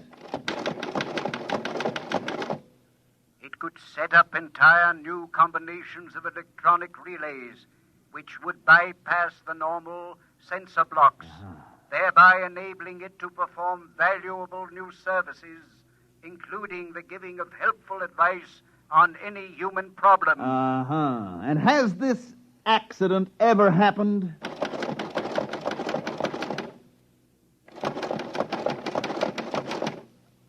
Come on, come on. It has happened only once in the case of the logic now owned by the Kolonovich family of 119 East 7th Street. A logic named Joe. Thanks, Joe. That's all I wanted to know. Hey, what's all that about? I'm taking this logic away, Mr. Kolonovich. I'll bring you a new one, and our troubles are all over. Hey, you, get away from Joe. Correction, our troubles are just beginning. Freddie, put down that blowgun. Ah, shut up. Hey, you, I said get away from the logic. Look, Freddie, I'm going to bring you a nice new one, see? I want that one. Get your mitts off it. What I got in this bean shooter ain't lemonade. Mr. Caldwell? Mr. Caldwell, the police. They're outside. Yeah, for me and Freddie. Nuts. What they want you for? You ain't smart enough to do nothing. Oh, no? Hey, there's plenty I could tell you. Look, there's the cops, kid. It's you and me against them. So what you gonna do about it if you're so smart? Now, look, we may have to fight our way out. Let me see that blowgun. I know a way to hop it up so the cops won't have a chance. Now, come on, give it to me. Okay, let's see what you can do. Here. Thanks. Here! Mr. Caldwell, you're a great man. Now, all I got left to do is pull this plug out of the wall. Come right in, Sergeant. Well, that must be the kid. He don't look so tough to me. Well, he just got a little softening. There'll be no more complaints, officer. I guess I can go on where Mr. Caldwell left off. Caldwell? Hey, you wanted... Now, look, I just came to pick up this busted logic. I don't know a thing. You said that before. Come on, you're going to the cooler. Let's go. Oh, wait a minute. You act like you wanted to go to jail. Well, just till a certain party leaves town. I got a feeling it's safer. Okay, then, Caldwell. Into the paddy wagon you go. Thanks, officer. You may be saving my life. Now, if you'll just help me carry this logic out... Wait a minute. You can't take that in the wagon. I can't? Why not? There's no room. We already got a dame in there who's raising the roof. A dame? Yeah, a blonde.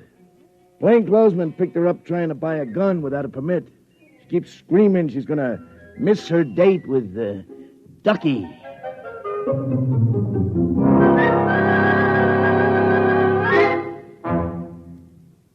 You have just heard X-1, presented by the National Broadcasting Company in cooperation with Street and Smith, publishers of astounding science fiction. Tonight, by transcription, X-1 has brought you A Logic Named Joe, adapted for radio by Clarice Ross from the story by Murray Leinster. Featured in the cast were Mandel Kramer, Wendell Holmes, Guy Rep, Bill Zuckert, Walter Kinsella, Bob Hastings, Joseph Julian, Joey Fallon, Mary Lou Forster, Ann Thomas, and Mary Patton. Your announcer, Fred Collins. X-1 was directed by Daniel Sutter and is an NBC Radio Network production.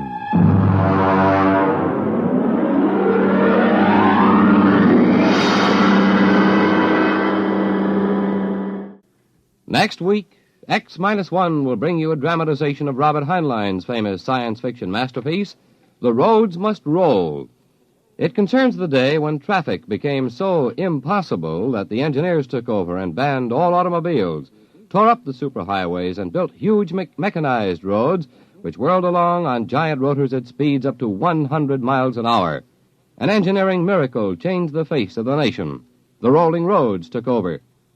No one worried about the fact that if the road should stop, our whole economic life would fall apart.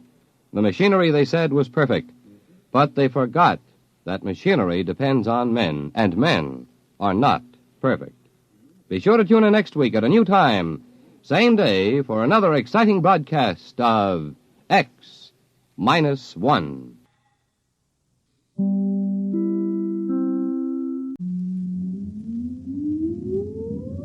Countdown for blast-off.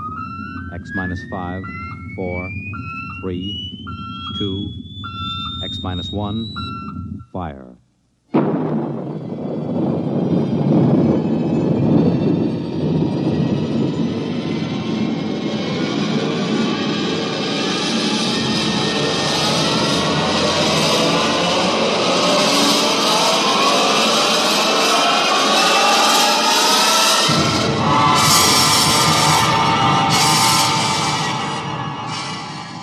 From the far horizons of the unknown come transcribed tales of new dimensions in time and space. These are stories of the future, adventures in which you'll live in 1,000,000 could-be years on 1,000 maybe worlds. The National Broadcasting Company, in cooperation with Street and Smith, publishers of astounding science fiction, presents X minus 1.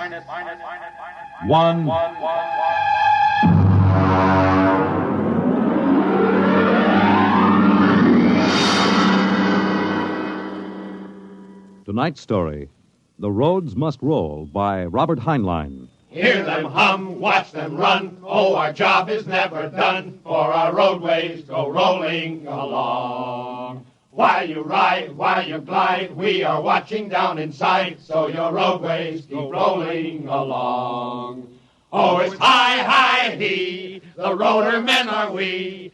Check off the sectors loud and strong. 1, 2, anywhere you go. You are bound to know that your roadways keep rolling along. Keep them rolling! That your roadways keep rolling along.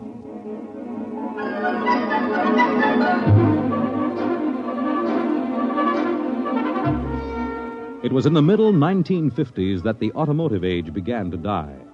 The traffic engineers had long expected it. For years, they had watched our vast cities sprawl and spread out, spill over into the countryside, become more and more dependent on motor transportation. And then finally, the inevitable breaking point was reached. The growing flood of cars and buses and trucks began to swamp the streets and arterial highways. The building of roads could no longer keep pace. The superhighways, clogged, congested, became packed with cars stalled bumper to bumper. And the cities began to die of slow strangulation, for the traffic could no longer roll. And then the engineers took over. They banned the automobiles, tore up the superhighways, and in their place they built the rolling roads, mechanized roads that moved like huge conveyor belts, whirling along on their giant rotors at speeds ranging from 5 to 100 miles an hour, carrying the freight, the food, and the people from city to city and coast to coast. And no one worried over the fact that if the road should ever stop, our whole economic life would stop. For the machinery had never failed yet. But people forgot that machinery depends on men, the men who run it. Who makes the roads roll? We do! That's right, the engineers. We're the brains of the road. And where would the public be if we didn't keep the roads rolling? Right behind the 8 ball, and everybody knows it. All right, then. We're the men who hold the power, and it's time we started using it. We've called this meeting of the Engineers Control Committee because that's what we want to do. Control. Because I'm tired of taking orders from the Transport Commission from slick desk jockeys like Jim Gaines, who don't even know a rotor bearing from a field corn. Now let Gaines yammer about our duty to the public. That's a lot of eyewash. We've got the power, and we're the men that count. Now it's time we quit fiddling around and use a little direct action to get what we want. Mr. Chairman! Mr. Chairman! The chair recognizes Brother Harvey of the Transport Mechanics Union. Thanks. Now, I don't rightly belong here since I'm no engineer. I'm just here to represent the workers' union. But I want to know what's all the shouting for. You engineers have got better working conditions than we have, and we ain't kicking. You say the engineers are powerful. You say you can tie up the roads. Well, so can any screwball with a jar of nitroglycerin. And he wouldn't need no engineer's degree to do it, neither. Harvey, are you speaking for your union now, or are you here as a stooge for the Transport Commission? Listen, Van Cleek, I helped found my union. I led the strike in 75 for decent working conditions. Where were you engineers then? With the Finks! Brother Harvey, remember, you're only a guest at this meeting. Go on, Van. Now listen, men. I'm one of the old engineers on the roads. You all are, worked up the hard way. We didn't go to the fancy technical institutes like those young punk cadet engineers the commission is training to take over our jobs unless we do something to stop them.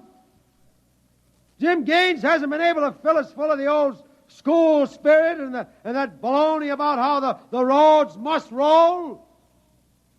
So all right then. Why don't we get smart for a change? What would happen if the roads stopped rolling? Maybe the country would begin to realize that they can't do without us.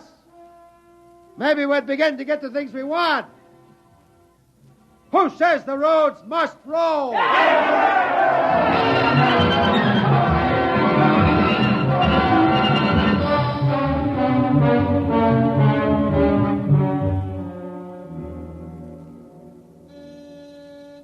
Yes?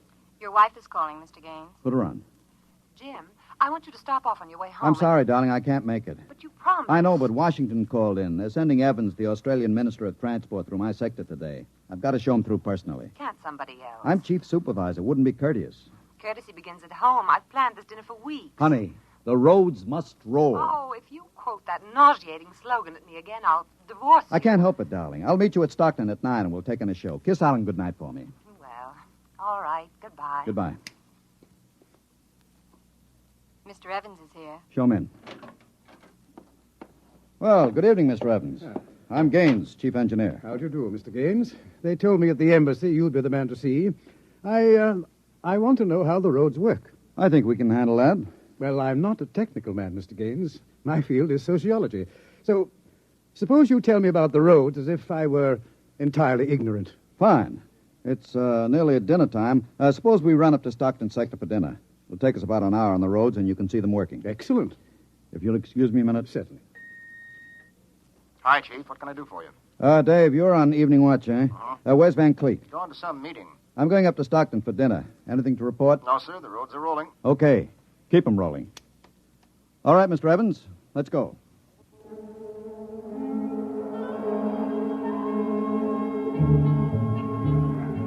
This is the low-speed strip. Ever ridden a conveyor before? No. It's quite simple. Remember to face the motion of the strip as you get on. There. We'll go right across. Each adjoining strip is a few miles an hour faster than the one next to it. Freight is carried on the 50-mile strip, most passenger traffic on the express strip. All right, now watch your step.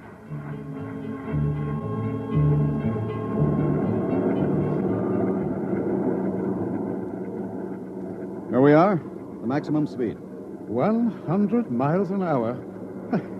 It doesn't seem possible. This trip makes the round trip San Diego to Reno in 12 hours. Ready to eat? Well, is this the restaurant? Jake's Steakhouse. Fastest meal on the road. Is it really a proper restaurant? One of the best. Shall we go in? Hello, Mr. Gaines. We don't see you much out on the road. Busy in the office, Jake. Two? Right this way. What'll it be? You order. Well, how about a steak? 2 inches thick from a steer that died happy. Fine. Plug me in the phone, will you? There's one right next to you. Flank 2, rare. You'll excuse me, Mr. Evans? Certainly. Davidson on watch. This is the chief. I'm at Jake's Steakhouse. You can reach me at 10L66. 10L66, right. Yeah. Now they can get hold of me in an emergency. Oh? What kind of emergency could there be? 2, principally. Power failure on the rotors would bring the road to a standstill. If that happened during rush hour, we'd have to evacuate millions of people from the road. As many as that? Easily. There are 12 million people dependent on this section of road. Gaines here. Hello, Chief. Davidson. Just got the hourly reports in. Diego Circle, Bakerfield Sector, Stockton Sector, and Reno Circle all rolling. Oh, you didn't have to bother me with the hourlies, Dave. There's a supplementary from Sacramento. Proceed. Cadet Engineer Gunther, while on watch, was found playing cards with C.J. Ross, technician on duty. Any damage? One rotor running hot, but still synchronized. It was jacked down and replaced. All right, have the paymaster give Ross his time and turn him over to civil authorities. Place Cadet Gunther under arrest and bring him to Rotown Central. Yes, sir. All right. Keep him rolling. I was saying there were 2 possibilities of danger. Can you visualize what would happen if the strip under us would break? Oh, I hadn't thought of that. You don't realize you're traveling at 100 miles an hour. Well, it can't. Not now. The strip has a safety factor of over 12 to 1. It'd take a blowout of several miles of rotors and a failure of circuit breakers before the strip could part. But it happened once in the early days on the Philadelphia-Jersey City road. The strip wasn't much more than a conveyor belt. It buckled for miles, crushing passengers against the roof. Forward section in front of the brake spilled them down under into the rotors and rollers. Oh. Was it very bad? Over 3,000 people were killed in that break. But the roads had to go on. The entire economic system hangs on the roads. If they stopped now, the country would starve. Well, isn't it possible that you've become too dependent on these roads? I mean, if your whole economy is geared to the function of one type of machinery... The roads are foolproof now. The machinery is interlocked with an enormous safety factor. Yes, but in the long run, machinery depends on men. What if you had a strike? We had one back in 75. Well, there's not much danger of that anymore. No? Well, why not? Every cadet that goes to work on the roads today is a graduate of the United States Transport Academy. They're all picked men, screened for emotional stability, and trained to give us the same kind of loyalty that Annapolis and West Point develop in their men. I see. Are you a graduate, Mr. Gaines? No, I'm too old for that. The academy wasn't set up till after the strike in 75. But it won't be long now, maybe 5 or 10 years, before the oldest engineer on the roads is a man who's been through the academy. Gaines here. Davidson, there's another trouble report from Sacramento sector. Again? What is it this time? What is it? What happened? Emergency stop. Hello. Hello, Davidson. Phones are out. Come on. Jake! Jake! What is it? What's the matter with the roads? Have everybody stay in the restaurant. What's that? Probably somebody stepped onto the next strip. Got cut to ribbons. There'll be plenty of casualties. Jake, where's your getaway hat? In the pantry. Look here, aren't we going to help those people? I've got the whole road to think of. Don't bother me. Give me a hand, Jake. The hatch is stuck. If you're coming with me, Mr. Evans, you've got to move fast. I haven't got any time to waste.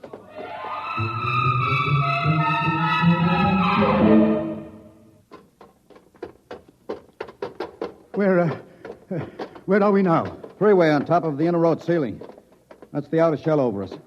Are we going outside? No, there'll be an access down manhole over here. They're spaced every 100 feet. There, by the green light. Now, this will get us down on the northbound road. Careful, it's dark. Now stand away from the door, Evans. Yes.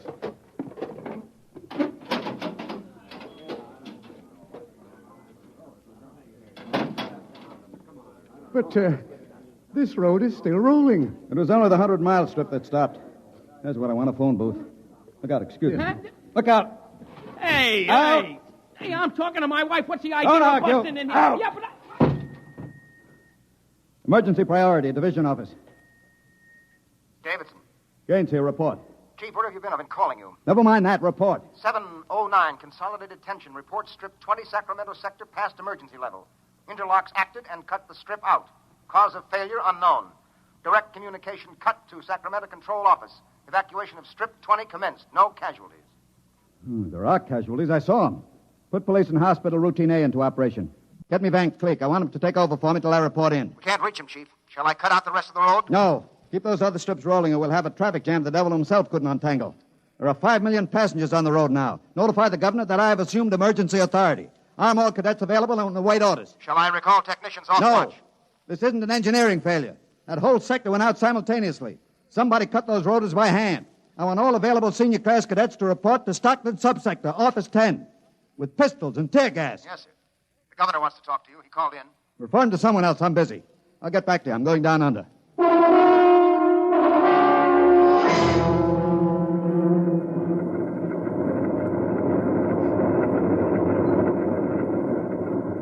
Evans! Evans! I can't hear you. The noise. Put on this helmet. What? Helmet! Helmet! Oh, yes. You can't hear without an anti-noise filter. Come on. What are we looking A for? recon car. There should be one here. Are those the rotors? Now, the big ones are rotors. They drive the road. Little ones are rollers. They give continuous support. There's a watch gang now, jacking down a rotor. Can they hear us? No, the noise filter works on a 4-foot radius. I'll flash him. Now, he sees the light. Cadet Wilson reporting, sir. I want your recon car. Emergency. Yes, sir. Right over here, sir. Come on, Evans. Yes. Get in. But it's so small. You'll fit all right. You can take off your noise filter now. Hang on, she accelerates like a rocket. Oh, my stomach. Relay station. This is Gaines. Get me Davidson, senior watch officer. Mr. Gaines, the mayor wants to talk to I haven't got time. Get me Davidson. And leave this circuit hooked into Davidson's board until I tell you to cut it. you. Yes, sir. Here is the senior watch officer. Davidson. Gaines calling. Have you found out yet what's stopping the roads? No, sir. It's still a mystery to me. All right. I'm on my way in a recon car. Hold everything till I get there.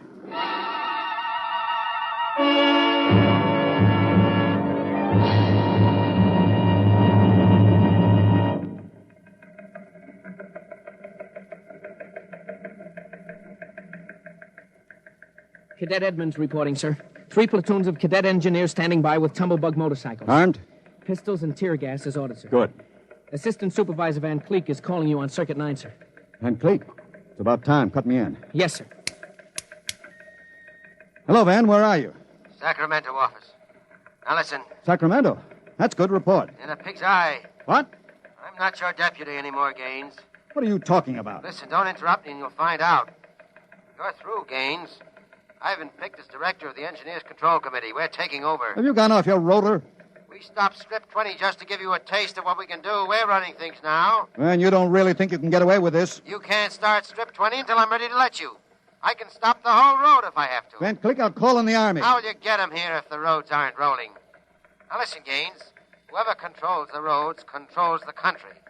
And right now, that happens to be me. Now sign off, Gaines. Gotta call the White House. You behave yourself and you won't get hurt. I don't believe it, sir.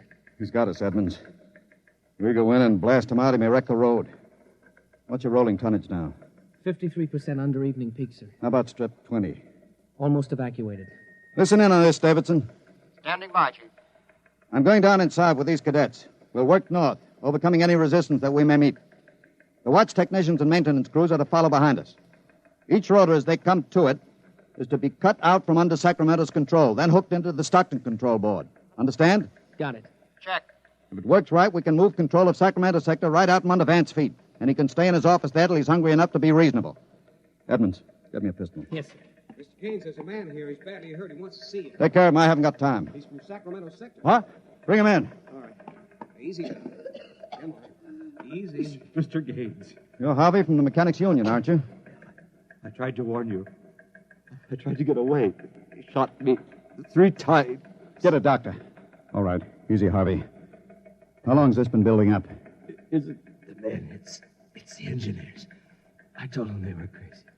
Told them the road's got to roll. When I tried to get away, they... He's bleeding from the mouth, sir. Harvey. Harvey, can you hear me? He's dead, Mr. Gaines. Come on, Edmonds. We better move. Hey! All right, you men. You saw Harvey brought in. How many of you want a chance to kill the louse that did it? Very well.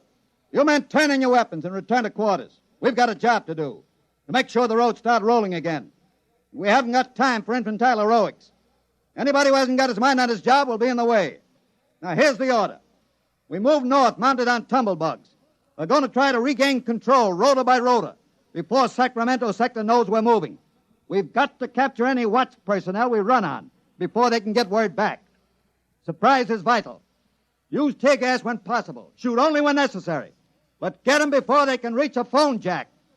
Any questions? No. Then move out.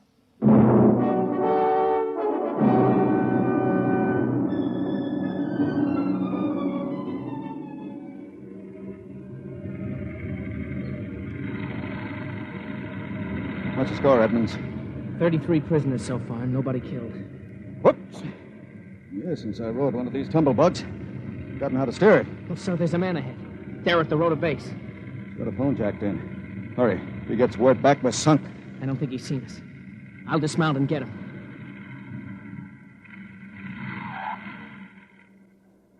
Quick, he sees us. Here, you. Look out, he's got a gun. Oh, I got him. Grab his gun. Yes, sir. You had a phone jacked in, all right. If he got through to Sacramento office, it's going to be tough. I don't know, sir. Maybe he didn't get the call through. Wait a minute. Listen. The road. Take off your noise filter. There.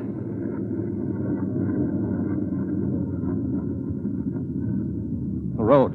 The road is stopping. Halt your men. Halt! Hold up there! Hold up! There's a recon car coming up. Relay station call from Mr. Gaines. Give it to me. Here you are, sir.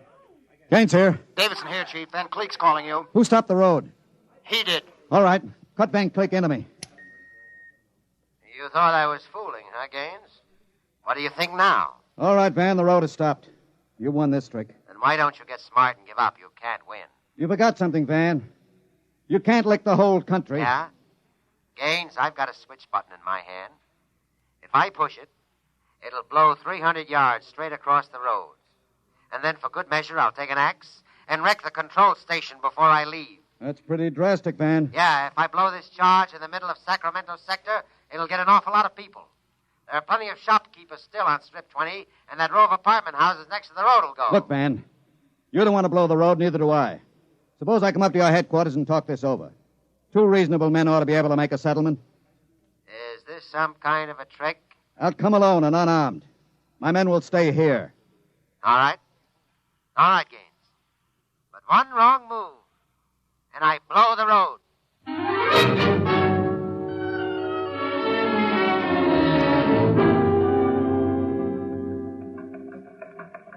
We've got to hurry, Dave. If I take too long, Van Cleek will get edgy and set off that charge. Failure report notes? 1, strips must be cross-connected with safety interlocks, so that when one dies, the others slow down. 2, the men. I can't understand it. Psych tests are rigid. We've never had a failure in the Hum-Wadsworth-Burton method. And then suddenly a whole sector goes sour. How could Van Cleek get a whole crew of psych-cleared men to revolt? It's easy, Dave. As my deputy, he was ex-officio personnel officer for the whole road. He must have been faking psych records for years and transferring maladjusted men into his sector. I've got that personnel record, Mr. Gaines. Man's record. Masked introvert. Inferiority rating 7. Comment. Despite a potential instability shown on Wadsworth Curve, this officer is especially adept in handling men. He's adept, all right. I haven't got time for any more, Dave. You're not going up there to Sacramento office. I've got to. He'll be armed. He'll kill you. I've got to take that chance. But unarmed? Why don't you call in the Army? He won't dare blow the road. Yes, he then. would. Look at that psych record. He's putting up a big, brave front, but he's rotten inside. He wants to be taken seriously. He wants everybody to think he's the most dangerous man in the country. And if I call the Army in, he'll try to prove it by blowing the road. How can you stop him, Mr. Gaines? He'll have a gun. What'll you have? What'll I have? Only a prayer. And what I know about Mr. Van Cleek.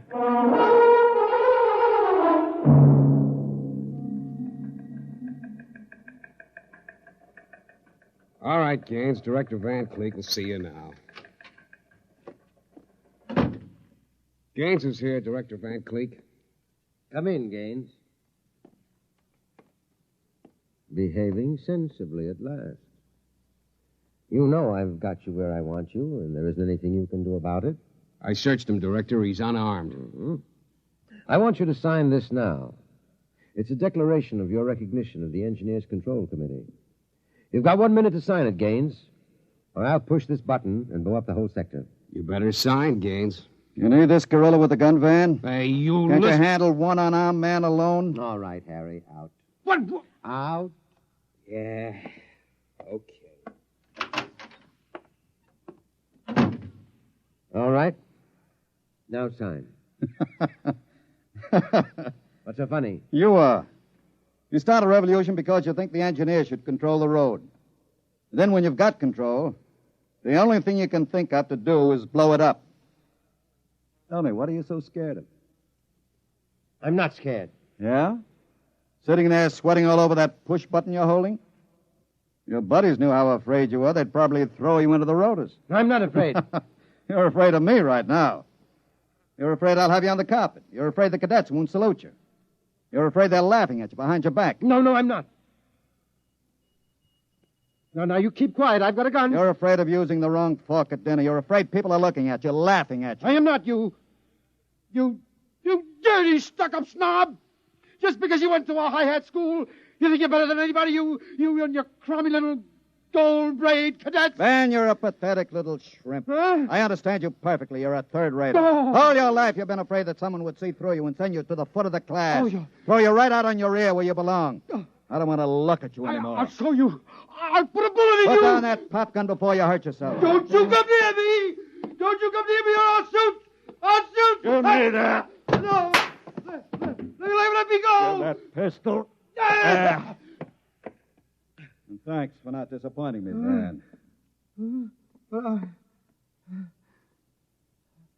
I don't understand.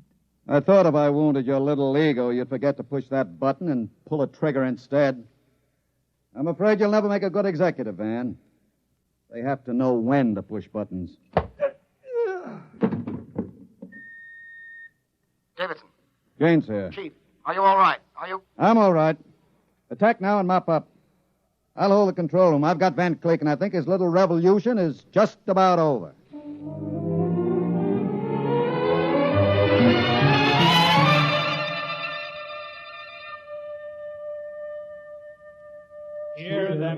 watch them run. Oh, our job is never done, for our roadways go rolling along. While you ride, while you glide, we are watching down inside, so your roadways keep rolling along. Mr. Gaines! Oh, Mr. Gaines! Mr. Evans, I forgot about you. Yes, I've been waiting at the sector office. Is everything under control? All rolling. Those are the watch engineers going under to check Sacramento's sector, inch by inch. Remarkable organization. Remarkable. Hourly's in, Chief. San Diego Circle rolling. Bakersfield, Fresno, Stockton. Stockton? Oh, no. What's the matter, Chief? Trouble, Mr. Gaines? It sure is. I promised to meet my wife at Stockton for a show. She's been waiting there since 9 o'clock last night. Dave, see if you can get her for me. Try the sector office. All right, Chief. And Dave, see if you can calm her down. Oh, sure, Chief. I'll tell her the roads must roll. No, don't tell her that. I don't think she'd appreciate it. She's heard it too often. Oh, it's I-I-E, the roadmen are we. I better get going. Bye, Dave. Keep 'em rolling. Anywhere you go, you are bound to know that your roadways go rolling along. Keep them rolling, that your roadways go rolling along. Keep them rolling, that your roadways go rolling along. Keep them rolling, that your roadways go rolling along. Keep them rolling. You have just heard X-1, presented by the National Broadcasting Company in cooperation with Street and Smith, publishers of astounding science fiction. Your announcer, Fred Collins. X-1 was an NBC Radio Network production.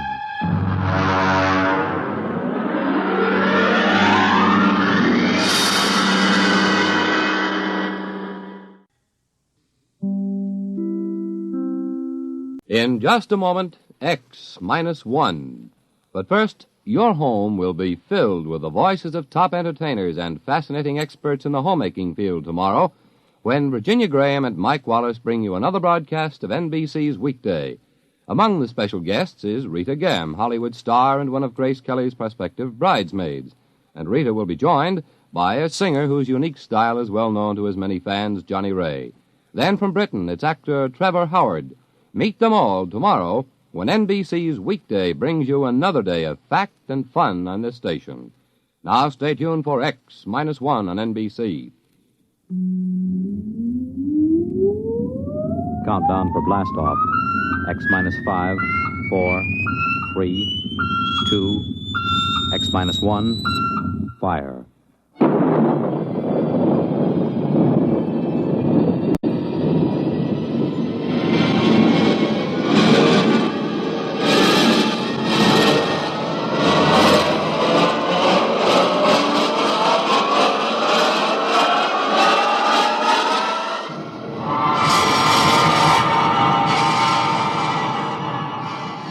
From the far horizons of the unknown come transcribed tales of new dimensions in time and space.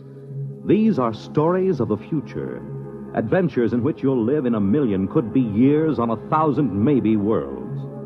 The National Broadcasting Company, in cooperation with Galaxy Science Fiction Magazine, presents X-1.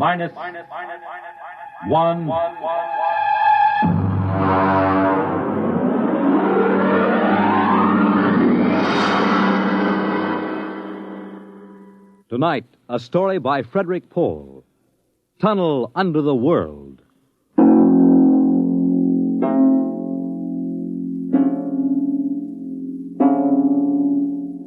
On the morning of June 15th, Guy Burkhart woke up screaming. It was more real than any dream he had ever had in his life. He could still hear and feel that sharp, metal-ripping explosion, that searing wave of heat. He sat up. Mary! Where are you? Guy, what's wrong? You're trembling. Where were you? In the kitchen cooking breakfast. What is it? I don't know, a dream, I guess. An explosion. Did you say an explosion? Yes. But that's the dream I had. What? I dreamed there was a big explosion, and then something sort of hit me on the head.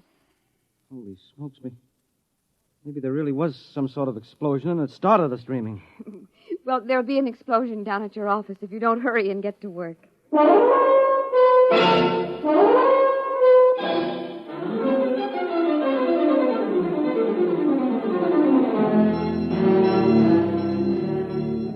Coming in on the bus, Burkhart watched to see if there was any evidence of an explosion.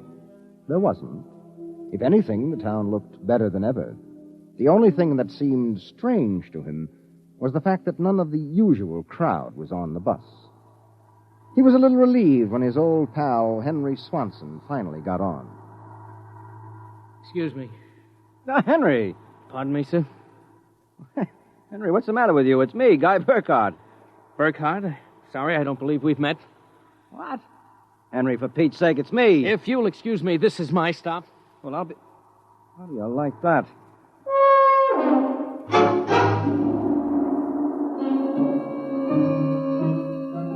Guy Burkhart got off in front of the gigantic Contro Chemical Building, took the elevator to the 98th floor where he had worked in the accounting department for 12 years. It wasn't until he was almost at his floor that he realized the speaker was not playing the usual commercials. Friends, are you happy with your present home freezer? Of course not. Well, the answer to your problems is a Fecco freezer. Fecco freezers are better freezers. Most wives would do anything for a Fecco freezer. Friends, are you happy with your present home freezer?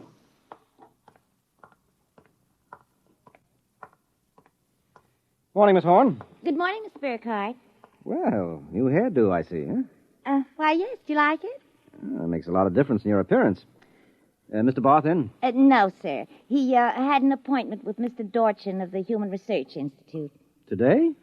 But today's the 15th of June. He has to sign the quarterly statement. He said he wouldn't be in. Huh, that's mighty peculiar. Yes, sir. Oh, by the way, Miss Horn, what the devil is a Fecco freezer? A Fecco freezer?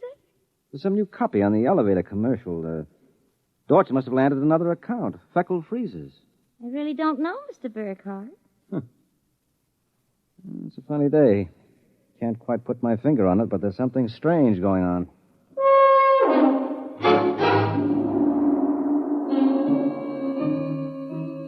He couldn't shake the thought out of his mind. It persisted all through the day and through dinner. He was still brooding as he and Mary got ready for bed. Tired, dear? Oh, no. Anything wrong? I don't know. Well, I guess I'll get a good night's sleep. Coming? I think I'll sit up and read for a while. Well, good night, darling. Night, dear.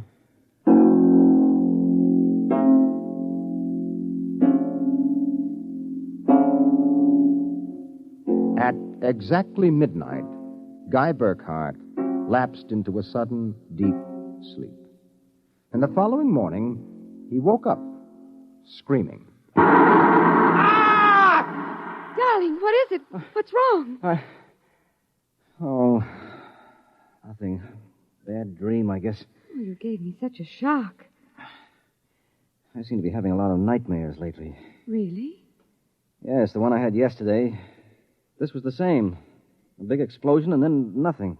You had a dream yesterday? Well, of course I did. You had the same sort of dream. I? Guy, you're mistaken. I don't remember dreaming. Oh, now, Mary, you told me. Guy, you're mistaken. But, Mary... You... Maybe you dreamed I had a dream. Maybe... Oh, yes, I might have done that, I suppose. Everything did seem sort of strange yesterday. Oh, that's probably it. You better get dressed, dear. Today's the 15th. That's when the quarterly statement... 15th? Yes. Well, it must have been a dream, because yesterday was the 15th.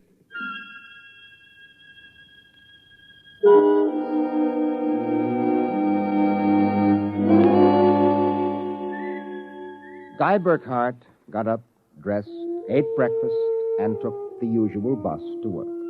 Once again, everything seemed even brighter and newer than usual. And once again, he was puzzled when he noticed none of the old crowd on the bus. Pardon me, please. Well, look, don't shove so. Oh, morning, Henry. Morning. For God's sake, don't talk to me. What is it? You being followed or something? Don't you know? I was sure you remembered. Remembered what? I can't talk. This is my stop. Will you excuse me, please? Well, Henry, for Pete's sake.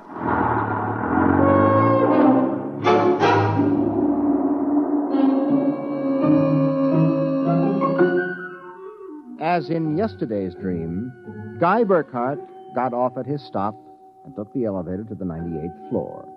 The speaker in the elevator purred a new commercial this time. Marlin cigarettes. They're sanitized.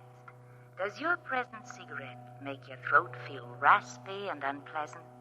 Marlin cigarettes contain a miraculous new drug which actually gives you the sensation of smooth, creamy smoke. Marlin cigarettes. Marlin cigarettes. He walked down the marble corridor to his office.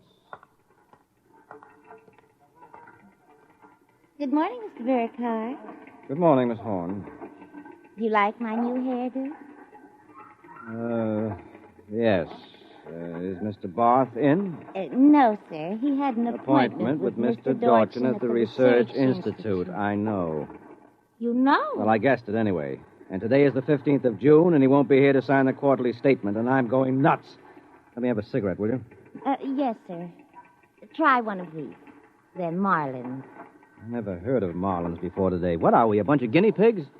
Something wrong, Mr. Burkhardt? Wrong? Perish the thought, Miss Horn. Perish the thought.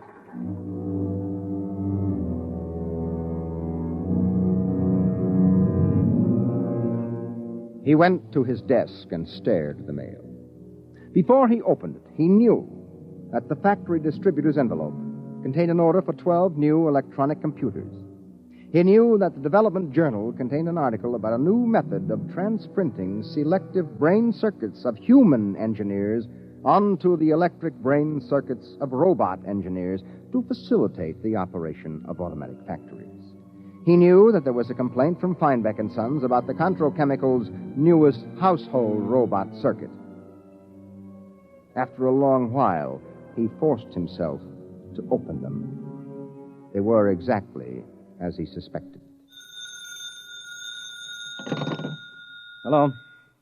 This is Swanson, Henry Swanson. What is it? Do you remember? Remember what? Just remember.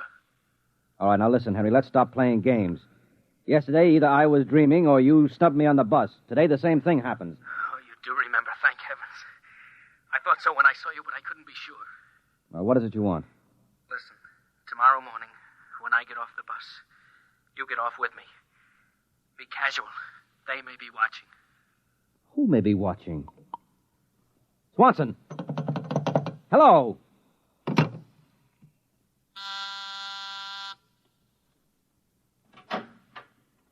You buzzed, Mr. Burkhardt? Yes, I'm still out of cigarettes. Would you buy me a pack of Kelvins? Wouldn't you rather have Marlins? I smoke Kelvins. But, Mr. Burkhardt, Marlins have that soft, creamy smoke that's so soothing to your throat. Oh. You really believe that stuff? Well, it's true. I wouldn't say this, Mr. Burkhardt, except that, well, I've gotten to know you pretty well, and I've grown to admire you so much. I see. Would you mind, Mr. Burkhardt, if I told you that for months now I've wanted to, well, just comfort you? I know how troubled you've been. Well, you've never mentioned your feelings before, Miss Horn. April. My first name's April. Well, that's a pretty name. You see, I do have your welfare at heart. That's why when I see you smoking Kelvins and I know Marlins are so much better, won't you let me buy some of them for you, huh? Well, I suppose so. Why not? Here, bring me a carton. Oh, thank you, Mr. Burkhardt. Guy? I think you ought to go. I'll be back.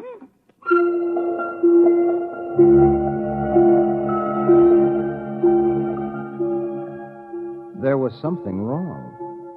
Something definitely peculiar about what was happening. The call from Henry Swanson. The strange behavior of his secretary, Miss Horn. These new products, the dream. Guy Burkhardt went home that night feeling like a man in a nightmare. Is that you, dear? It's me. Did you have a good day? Fair. Oh, before you sit down, will you go down in the cellar and put in a new fuse? The switch in the hall closet blew out. I shut it off. Okay. Supper will be ready in a minute, so don't start fooling around with that old boat hull you've been building. I won't.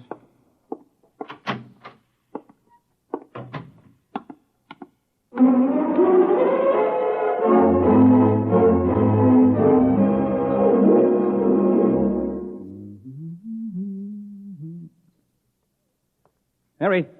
Mary! What is it? Come down here. Hurry up. What is it? I don't know. I'm not sure. I was looking for a fuse, and I thought maybe I'd dropped one under the boat hull, so I scratched around. Look. Let me put the flashlight on it. Well, Look at the floor. what about the floor? It's supposed to be cement. Well? Well, it's copper. There's a thin layer of cement, but underneath it's metal. Look here. Underneath the concrete, more metal. And here on the wall. You see? Metal. Metal under the floor, behind the walls, every place. Well, I don't really understand. Mary, I know this sounds crazy, but somebody, for reasons I can't even begin to guess, has taken this house and replaced it with a clever imitation. Guy. Mary, I'm going to look around a little more. Well, your dinner will be ready. All right, save it for me. There are a couple of things I've got to figure out.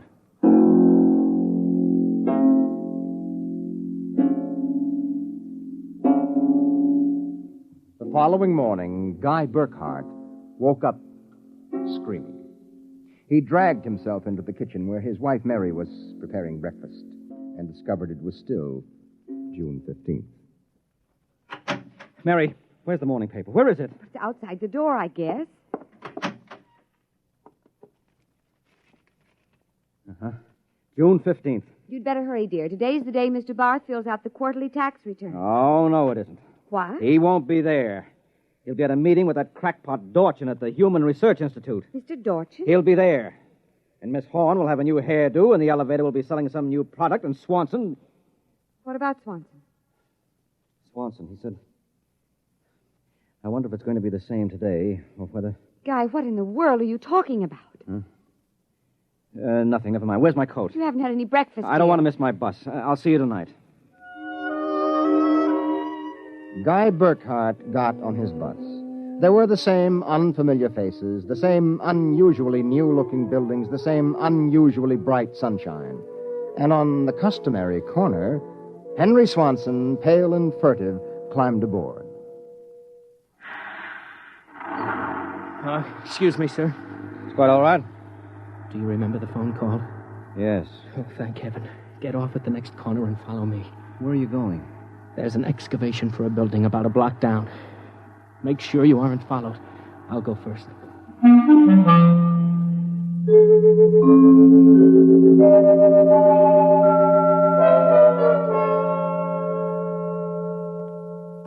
Burkhart.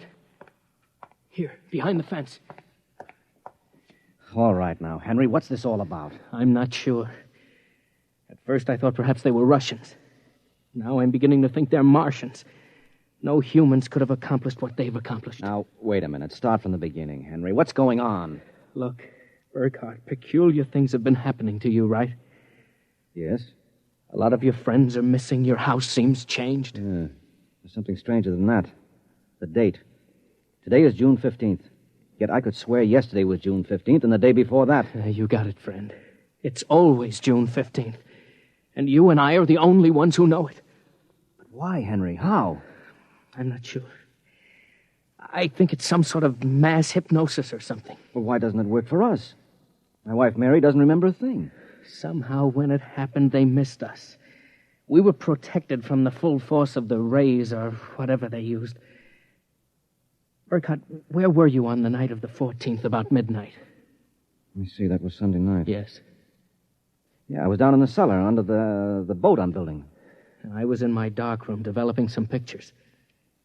This just doesn't make any sense to me. Russians, Martians. What makes you think that? I've seen them. Where? At the end of the tunnel. What tunnel? The one they built under Tylertown. A tunnel under Tylertown? Yes, that's right.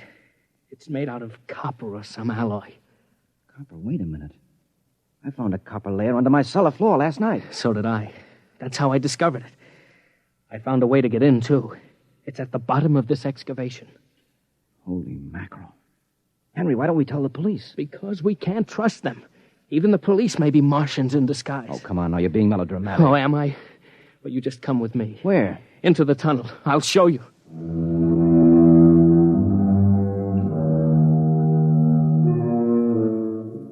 Henry Swanson led Guy Burkhart to a small hole in the side of the excavation. There he removed a cut-out piece of metallic substance, and they crawled into a dimly lighted tunnel. They walked for what seemed like 2 miles until Swanson held his finger to his lips. We've got to be quiet now. Henry, this is fantastic. They've got a tunnel right under the whole town. Oh, you haven't seen anything yet. There's a room a little farther down. We'll be able to look through a glass in the door. Is it safe? It's perfectly safe, unless one of them comes along. Oh, come on. Okay. Here. Now, Burkhardt, look through this glass. Now, just so I know I'm not completely insane, tell me what you see. Good Lord. Well? A tremendous panel with dozens of telescreens. And in front of each, a servo robot. They seem to be computing something. Yes, I watched them. They're evaluating data from the screens. Have you gotten a chance to look at the data on those screens? No. I've been afraid to go in. There might be a warning circuit somewhere. Well, if we knew what those robots were working on, we could go to the authorities. I'll risk it if you will. All right, it's worth the chance.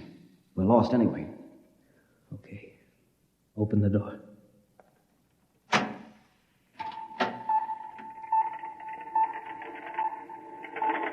So far, so good. Come on. Let's take a look at that data.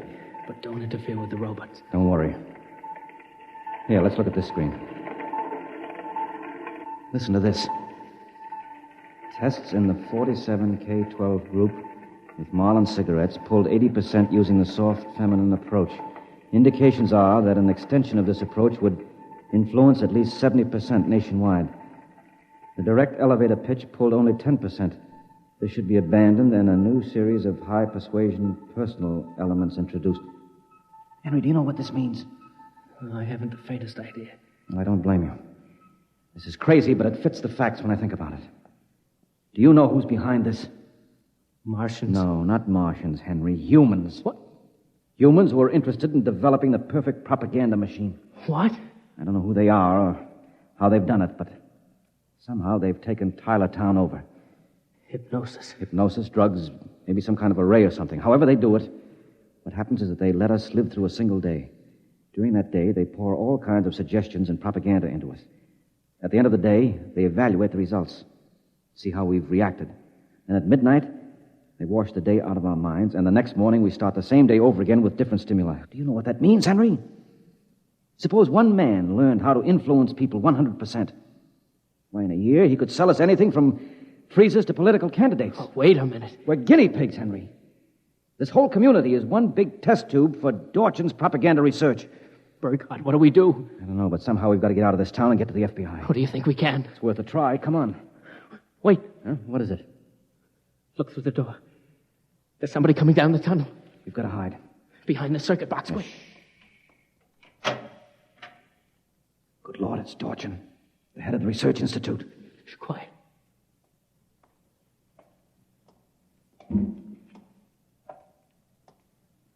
All right, Burkhardt, come out. We know you're in this room. Miss Horn has informed us that you remember. I must warn you that it's useless to buck us. Come out peacefully. Let our maintenance crew adjust you properly so you don't remember from one experiment to the next. It will be quite painless. If you don't come out peacefully, we'll have to get you. Henry, take this wrench.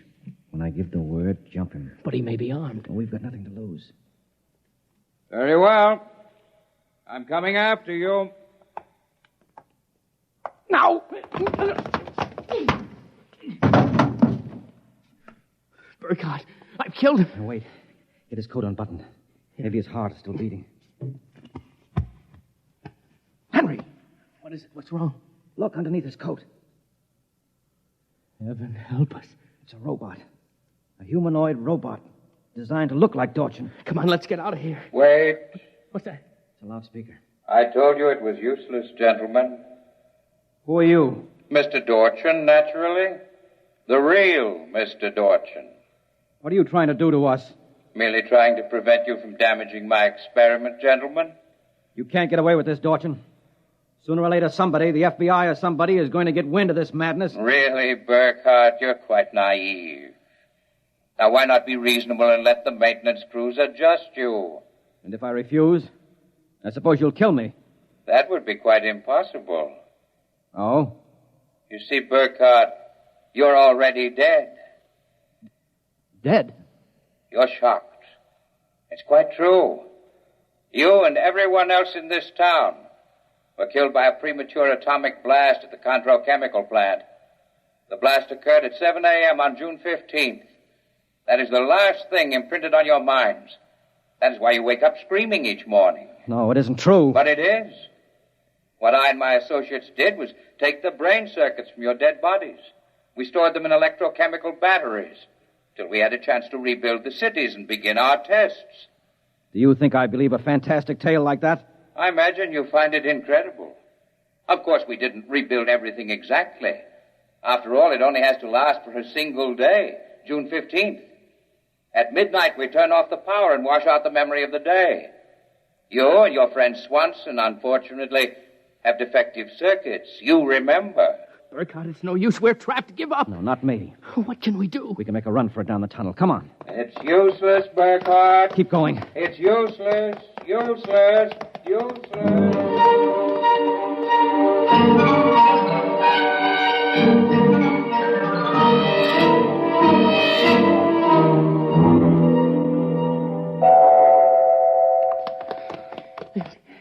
Now, this door is open. It opens. Oh, no. No, I don't believe it. Swanson, look.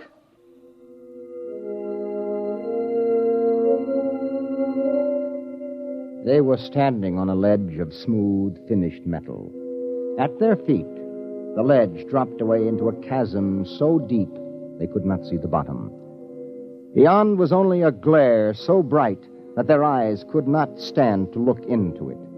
And yet, just at the limit of their vision, something towered. Something so huge it was almost inconceivable. Something. Burkhardt? Yes? This is Dorchin. Now do you understand why it's useless? The great looming figure moved closer. It seemed to take shape now, and yet it was so gigantic as to be unbelievable. It came closer. The glare was partially blocked. And then, Guy Burkhardt knew that the towering shape was none other than Dorchin himself. You see how I did it, Burkhardt? I took your brain circuits and had them reduced so they could be transferred to tiny humanoid mannequins. That's what you are, Burkhardt. A tiny miniature of yourself.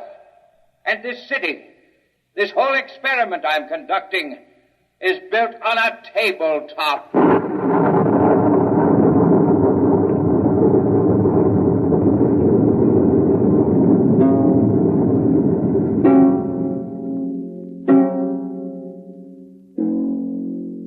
It was the morning of June 15th, and Guy Burkhardt woke up out of a dream screaming.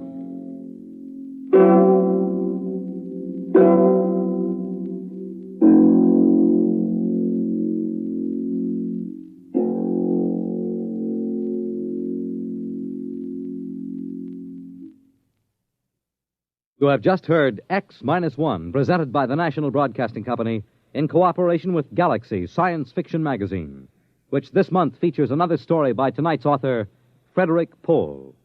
It's the second installment of his novel, Slave Ship. Your announcer, Fred Collins. X-1 was directed by Daniel Sutter and is an NBC Radio Network production.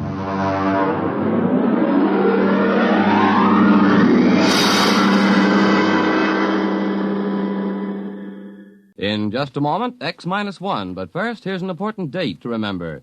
It's this Sunday when the highly acclaimed program On the Line with Bob Considine premieres on NBC Radio.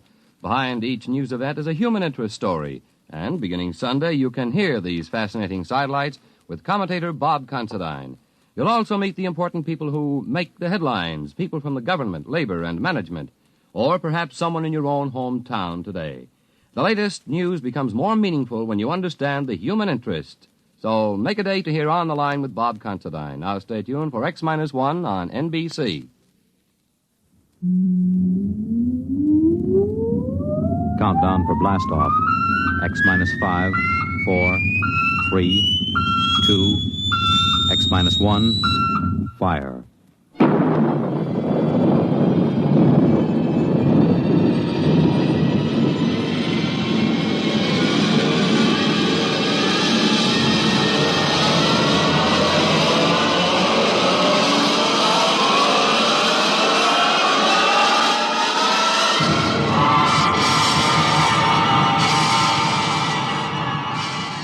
From the far horizons of the unknown come transcribed tales of new dimensions in time and space. These are stories of the future, adventures in which you'll live in a million, could be years, on 1,000 maybe worlds. The National Broadcasting Company, in cooperation with Galaxy Science Fiction Magazine, presents X minus 1.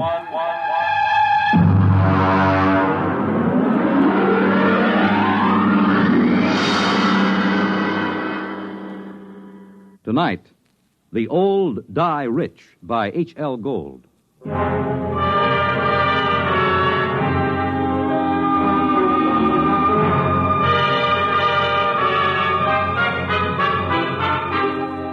uniformed cop at the door told me to get lost. But Lou Pape spotted me and told the man to let me in. It was a shabby room. They always are. There was a woman on the bed, an old woman with white hair, thin enough to show the tight-drawn scalp. The medical examiner was going over her as if she were a side of beef that you had to put a federal-grade stamp on. When are you going to stop taking this ham friend of yours around to these cases, Sergeant, just to gratify his morbid curiosity? Forget about Weldon, Doc. What did she die of? Not eating, malnutrition. Oh, now look, Doc, in the top bureau drawer, she had bank books showing $32,000 from 5 different banks. Now, she had the price of a meal. Malnutrition induced by senile psychosis. They starve because they're less afraid of death than digging into their savings. I don't know, Doc. It doesn't feel right to me. Listen, Weldon, just because you get up on a stage or on some half-baked television show and make believe you're 70 years old doesn't qualify you as an expert on gerontology. Maybe not, Doc. But I went bald at 25, and I've been playing old men ever since. There's a lot more to it than just shuffling around and talking in a high-cracked voice. Yeah, there hasn't been an actor since Otis Skinner. Maybe. But the way I work, I have to get inside the character. I have to decide when he was born, how he got along with his father, where he went to school, what he thinks of women, everything about a character. There isn't a one of them these days can make themselves heard past the 5th row. Look, I'm serious. Now, I've tried imagining myself growing weak from hunger. I've tried to think of not even spending a nickel to keep me from dying. I just don't believe it. It isn't right. I don't feel it. Well, lucky for me, I don't have to feel these things inside of me because I'm a doctor and not an actor. Sergeant, malnutrition induced by senile psychosis. I'll order the wicker basket from Bellevue. So long, Barrymore. Well, he's right, Mark. We get a couple of these cases every year. Some old bat starving to death with $17,000 in old bills pinned on his union suit. Turns up all the time. Al, it doesn't feel right. Well, he knows his business. But he doesn't know old people. I do. It isn't easy to starve to death. Not when you can buy day-old bread at the bakery or wilted vegetables the grocer's ready to throw out. Anyone who's willing to eat that stuff can stay alive from day to day. Hunger's it's a pretty potent instinct. Maybe they get too sick to go out after old bread or wilted vegetables. It takes weeks to die of starvation. Did you ever try starving for weeks, Lou? No, did you? Well, the point is somebody would find out, a janitor, a landlord, somebody, and they'd get him to a hospital. Forget about it, Mark. Can't argue with it. Here there were 5 bank books, $32,000. Yeah, she took good care of them. They look almost new. Sure she did. Most important thing in the world, huh? April 23rd, 1907, $150. The ink's pretty dark. Shouldn't it be faded? She probably never took it out in the light. Anyone ever think of testing the ink? What for? Bank's records always check. These aren't forgeries, if that's what you're thinking. Well, I'd like to get a chemist working on this ink. Now, Mark. Look, this is strictly against regulations. I got to take these books down to the squad room and sign them in. Pretty dark ink for 1907. Well, it's about 5 o'clock in the afternoon. I guess I could hold them over tonight and bring them down to the property clerk in the morning. Good. I know where I can find a chemist.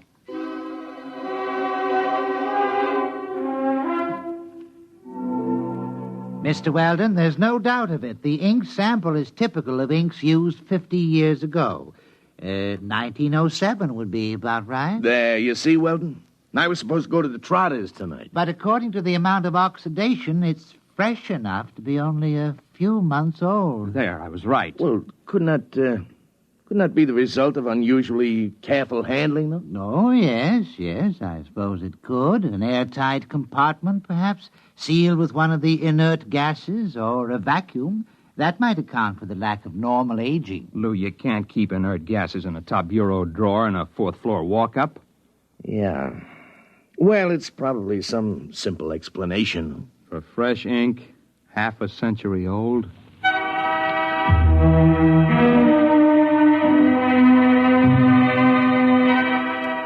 I've been going out on these cases for about a year.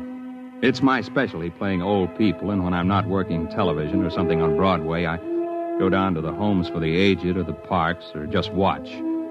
Lou Pape's an old friend of mine, and he put me on these malnutrition cases.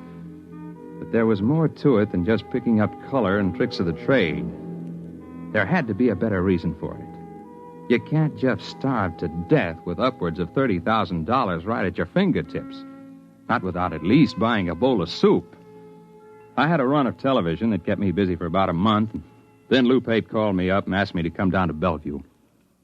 I'll autopsy if you want it, Sergeant, but I can give you the cause of death right now. Malnutrition due to senile psychosis. What's up, Lou? Well, Mark, an old guy was found wandering around down on Hester Street. Suffering from malnutrition. He had $17,000 in cash inside the lining of his jacket. Is he alive? No, not now he isn't. Doc's got him in the room there, but he was stumbling around when the cop on the beat picked him up. Did he say anything? Well, he talked to the cop. Pretty smart young kid. Seems the old man kept talking about money and about his wife. She must have been dead 20 years. And then, just before he went out completely, he did say something, maybe 3 or 4 times. Well, what was it? El Greco. You mean the artist? Well, that's what Stankiewicz said. He's the officer who picked him up. Said he remembered he'd heard the name on that television quiz program. You know, the jockey who's the art expert there. El Greco. Probably some Greek restaurant where he was bumming his meals. Are you sure you want an autopsy, Sergeant? It's late. I won't get to it till tomorrow. All right, take your time, Doc. There's something else, isn't there, Lou? Well, maybe, Mark. We found the old guy's room, and there was an ad thumbtacked over the sink. Nothing too unusual. Yeah? Here it is. Men and women wanted, light work suitable for old people. No references required. Well, I checked it with the lieutenant. He says to forget it. He says it figures for an old guy to be interested in an ad like that. An old guy with $17,000 in cash? Yeah. Well, I didn't figure I'd argue with the lieutenant. You mind if I keep it? No, go ahead.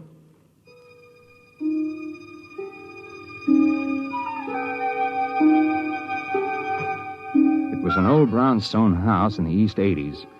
I got in line with the rest of the applicants.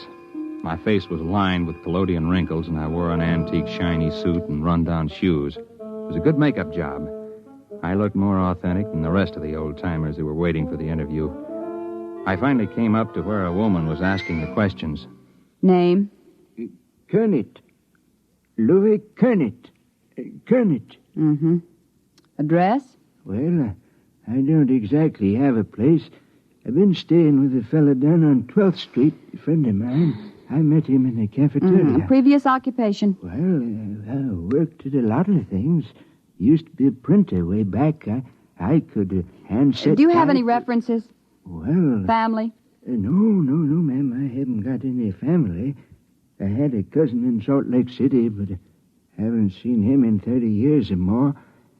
The ad said you didn't need no references. Well, that's right. Now, will you wait in the other room? Yes, ma'am. Do I get the job, ma'am? Just wait in the other room.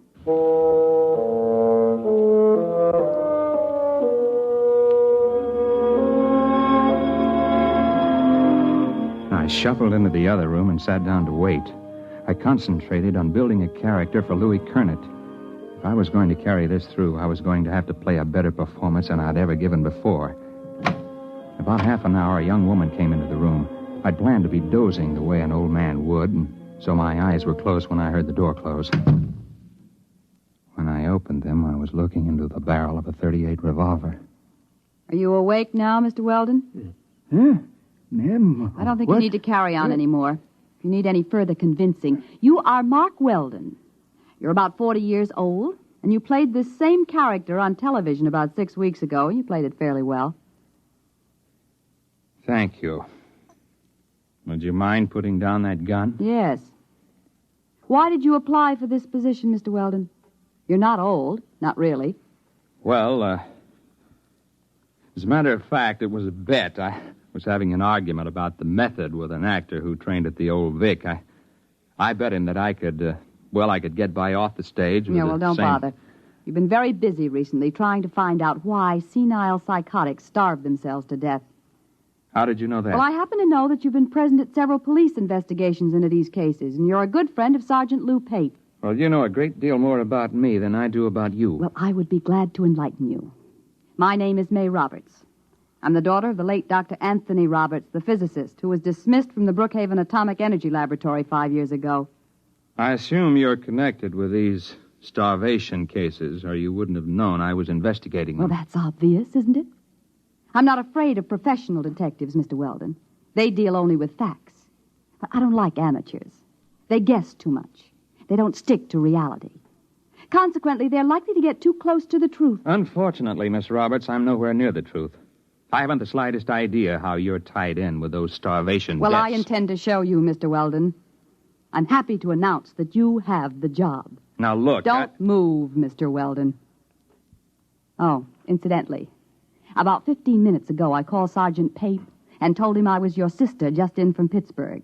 I wanted to get in touch with you very badly, and Sergeant Pape was very sorry. He wished he could help me, but he didn't have the slightest idea where you were. All right, Mr. Weldon. Right ahead of you, please. Through that door.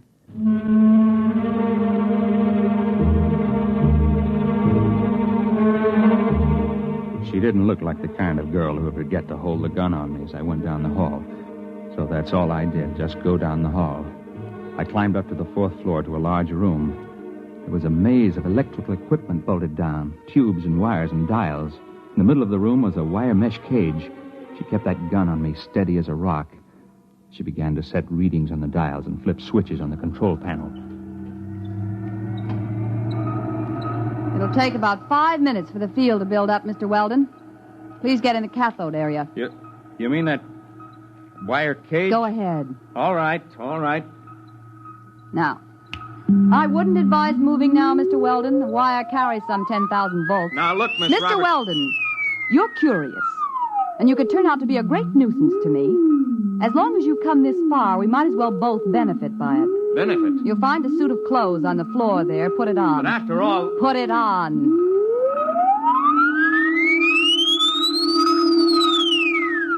I didn't know whether she was bluffing about the electric charge, but the revolver looked real enough, so I stripped and changed into the other clothes.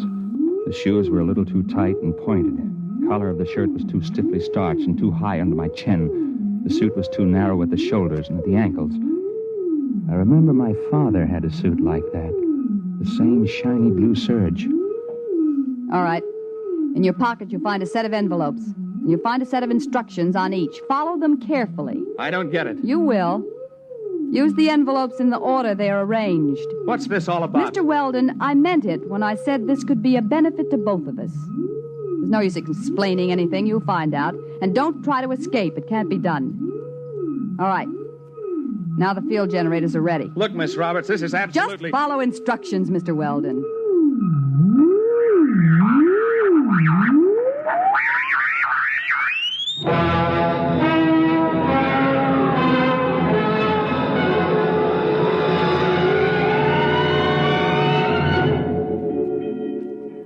I blinked. I was standing outside a bank on a sunny day in spring. I stared at the people passing by. They were dressed like the characters in a 1930 movie. The women wore long dresses and flower pot hats. The men had hard straw hats, suits with narrow shoulders. The cars were square with flat radiators in the front. There was a trolley car passing by, and suddenly I realized that the last trolley car stopped running in Manhattan years ago. I tried to figure it out. It was New York, all right. I recognized some of the buildings. First, I figured it must have been hypnosis. And then I looked at the first of the envelopes in my pocket. I read it and walked into the bank. Yes, sir. Our Mr. Golden tells me that you wish to open an account. Yes, that's right. Uh-huh. Well, we're very happy to have a new depositor. Very happy indeed. Of course, you realize the institution is in sound condition, very sound. You needn't worry about all those rumors in this bank. No, sir. Solid. Well, that's good. All right, now then, name? Mark Weldon. You have no address in the city at present? No. And you're depositing $150? That's right. All righty. I'll just check the slip here. $150, right. And the date, May 15th, of course, 1931. 31?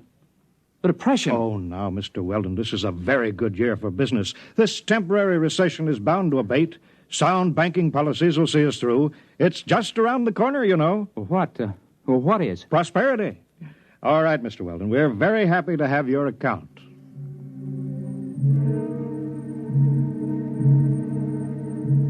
I went outside the bank, and I stood there in the spring sunlight and let the terror soak into me. Possibility of the entire situation was gnawing at the edges of my mind. And then suddenly I wasn't there. It was as fast as blinking. I was outside another bank in the same city. The date on the next envelope was May 29th, and it was still 1931. I made a $75 deposit there, and then $100 at another place a few days later, spending a few minutes each time and going ahead anywhere from a couple of days to almost a month. In 1934, I found myself inside a broker's office. Very well, Mr. Weldon. As I understand it, you are buying this stock for a Dr. Anthony Roberts. That's right. I assume the stock will be in his name? That's right. I'm just acting as agent. I follow instructions. Of course. Well, are you sure I can't convince you that you're making a big mistake? No, these are my instructions. Well, now, Mr. Weldon, we are a reputable brokerage house, and, well, frankly, I feel quite shaky about putting our clients' money into this kind of security. There's no future in it. It's a rare metal for which there is very little use for industrial purposes, and, however, if your client is adamant. I have my instructions. Very well, then. In the name of Dr. Anthony Roberts, 100 shares of Montana uranium. Most unwise.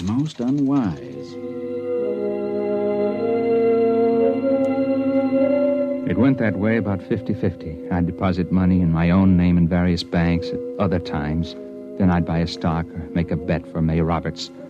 On June 21st, 1932, I bet Jack Sharkey to take the heavyweight title away from Max Schmeling. There was Singing Wood in 1933 at Belmont Park and Max Baer over Primo Carnera. I went on skipping through the years, touching here and there for a few minutes to an hour at a time. It was in early October 1938, about 5 hours after I'd left May Roberts' house, before I realized what she had me doing. It was making deposits and winning sure bets, just as those senile psychotics had done. The ink on their bank book seemed fresh because it was fresh. It wasn't given a chance to oxidize. At the rate I was going, I'd be back at my own time in a few hours with $15,000 compound interest in cash. But those old people had died of starvation somehow with all that cash in banks. I didn't know how it happened or why. But suddenly it occurred to me that I didn't want to be found dead in my hotel room. So rather than make the deposit in 1938, I grabbed a cab and told the driver to step on it. I got a mile away from the bank, and then the cab suddenly disappeared. I found myself in front of a counter at a lunchroom. The envelope instructed me to make a bet on the World Series. There wasn't any way to get out of the range of the machine. It picked me up at least 5 miles away from where I was supposed to be. Came back a week later to get my winnings. I was hungry, so I got myself a hamburger and went out the door.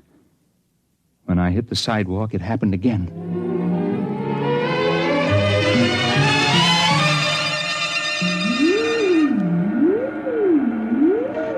Don't touch the cage yet, Mr. Weldon. I'll have to clear the charge. Hey, What happened to my hamburger? What? The hamburger. I had it here. It's gone. I'm hungry. I'll get you something to eat, Mr. Weldon, before your next trip. Well, you've done pretty well for yourself, haven't you? Yes, I have. About 15,000. I had ketchup on my sleeve. It's gone. Mr. Weldon, I want to talk seriously with you. Now you've seen part of what I'm doing.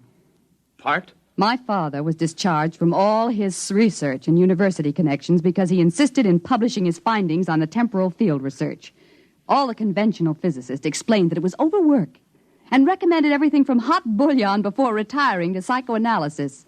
Well, possibly both of these might have been beneficial. But the fact of the matter is that temporal field activities are quite true, and you've seen proof. Well, I suppose I have. So it seemed just a question of money, although obviously I can get all I need now. But sending people back through time to bet on sure things like uranium... It's a fair exchange. I pay well for service, don't I? I suppose so. But that isn't the most important thing. I've been able to save things that would have been lost otherwise. I've sent people back to find precious treasures that would have been destroyed or would have disappeared. Like an El Greco painting? Yes. And the original score of Mozart's Magic Flute that would have been burned in 1942, and a Picasso miniature that would have been lost at sea in 52. I have them all here. Stolen? No. Bought with money from the year itself at a fair price. Well, Mr. Weldon, I sent you back because I've needed someone to work with me on a regular basis. Someone who's faster and more alert than the old people I've hired till now. Why old people? It's a function of the field. You can't send somebody back to a year in which they didn't exist at all. I'm hungry. Please, Mr. Weldon, this is very important. My father died trying to prove the validity of his field theory to conventional scientists, and I don't intend to bother. We can become the most powerful people in the world. I don't feel very powerful now. You haven't got a sandwich hanging around. I want to make you an offer, Mr. Weldon. I need someone to help me expand the operation, plan the projects and research. I chose you because I was afraid that you might hit on the truth by yourself. Can I come out of this cage Be careful. now? Don't touch the contacts. The field reacts on a random factor for at least an hour after it's cut off. I'll be careful. Tell me, Miss Roberts, why haven't you been able to go back to the time that your father was alive and bring him back before he died? Dead tissue can't be transported. We've tried it with mice and rabbits from a laboratory in 1941, and they just disappear. Like my hamburger. Mr. Weldon, I assume that you're interested and that we can make our plans without using this revolver. I hope so. $15,000 is a lot of money. Of course, you were able to send those old people back a lot further. Some of them as far back as 1880. How long would they be gone? I mean, in subjective time. Several weeks. Perhaps a month or more. There's only one problem, Miss Roberts. Well, I'm sure we can work out any details. Well, this one is a little hard to work out. You see, I'm hungry. I haven't been this hungry since I got lost on a hunting trip and went without food for 3 days. You see, you forget I've got an interest in this business because they found some old people dead of malnutrition and $30,000 or so tucked away in their pockets. They had been gone a month or more, and they had to eat during that time, didn't they? When they came back, the food disappeared like my hamburger. It disappeared all at once, all over their body. In one fast jolt, they starved to death. No, you don't understand. They just couldn't take the field transition. They were too old, some of them, and they lied to me about their age to get the job. Oh, no, you can't tell me that because I know how hungry I am. And I was only gone about 12 hours. They were murdered. Get back. You know, they say a hungry man gets mighty desperate. He'll do almost anything. Let go. Let go. Let go of it. Oh! My arm. Look out. Look out. The cage. The contact.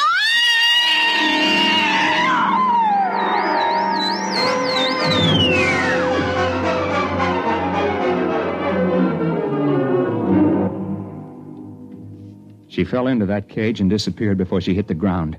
I didn't know what happened. I know she said the field worked in a random factor, whatever that meant. I called Lou Payton. He came to the house just after the fire started. Something went in the control panel, and it turned out to be a 4-alarm fire before they got it under control. There was nothing left of the machine. There wasn't much left of the brownstone house. Lou didn't believe the story I told him. You mean there won't be any more of them? No more senile psychotics starving to death with a bankroll in their hip pocket? No, I told you, Lou. Come on now, Mark. We get plenty more. We always have. No, I'll bet you won't. I'll bet you $1 there won't be another case like that. I'll take that bet.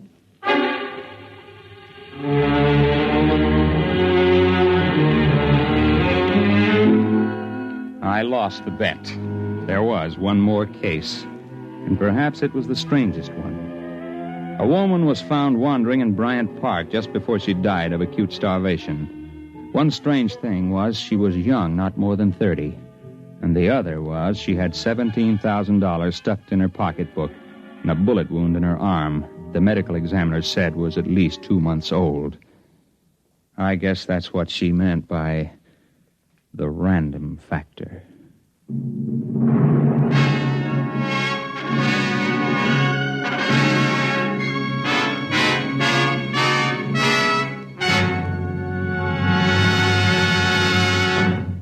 You have just heard X-1, presented by the National Broadcasting Company in cooperation with Galaxy Science Fiction Magazine, which this month features This Way to the Regress by Damon Knight, the story of a man named Sullivan who, strangely enough, did not have a great future behind him, but rather a great past ahead. Galaxy Magazine on your newsstand today. In a moment, tonight's cast and a preview of next week's exciting drama. Farmers know they can't stop storms, floods, or droughts from ruining a crop. But they can make sure things like that can't ruin them by investing in United States savings bonds. Not only farmers, but over 40 million Americans in all sorts of jobs own 40 billions of savings bonds. And why? Because savings bonds are the easy way to start saving and to keep saving. And the money you invest in savings bonds mean protection now and ready cash when you need it in the future. Improving the farm, sending the youngsters to college, or planning your own retirement. These are the big things you can be ready for with savings bonds. And besides offering you a safe investment, each Series E savings bond pays you back $4 at maturity for every 3 you invest. Yes, you earn extra dollars while you save, so start saving now. For the big things in your life, be ready with United States savings bonds. Tonight, by transcription, X-1 has brought you The Old Die Rich, a story from the pages of Galaxy written by H.L. Gold and adapted for radio by Ernest Kenoy. Featured in the cast were Jim Bowles, Jan Miner, Bill Zuckert, Guy Repp, Wendell Holmes, Ralph Camargo, and Ivor Francis. Your announcer, Fred Collins. X-1 was directed by Bob Maurer and is an NBC Radio Network production.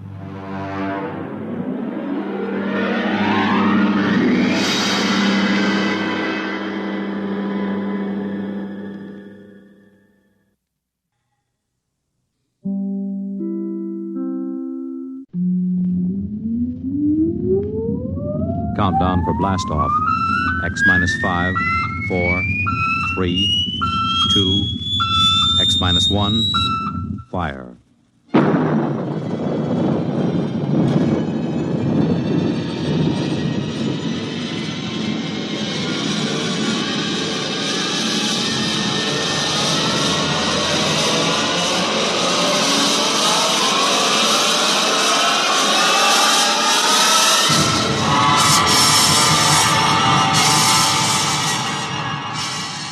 From the far horizons of the unknown come tales of new dimensions in time and space. These are stories of the future, adventures in which you'll live in a million, could be years, on 1,000 maybe worlds. The National Broadcasting Company, in cooperation with Galaxy Science Fiction Magazine, presents X-1.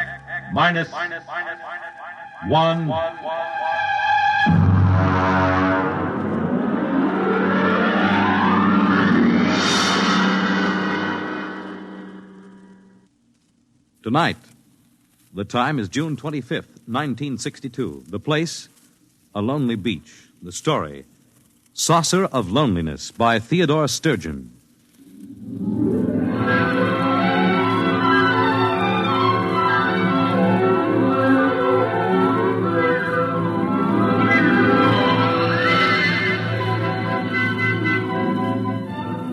My name is Jason Beniades.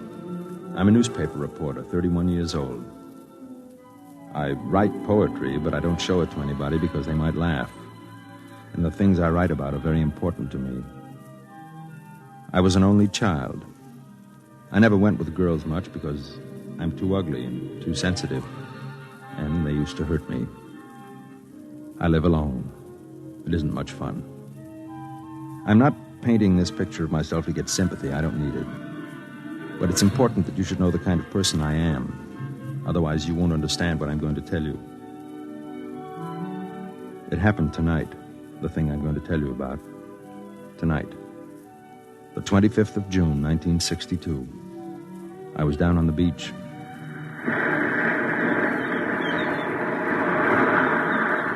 Hey, mister! Hey, mister! What is it, kid? You seen a cop around any place? On this beach? I found this pile of clothes down near the rocks. The lady's dressed in shoes. Well, did you see anybody? A girl? Well, I think so, but she was running along the sand in the moonlight. I yelled to her, but she just kept running, and then I found these. Look, kid, you go try to find a cop someplace. I'll see if I can find the girl. Okay.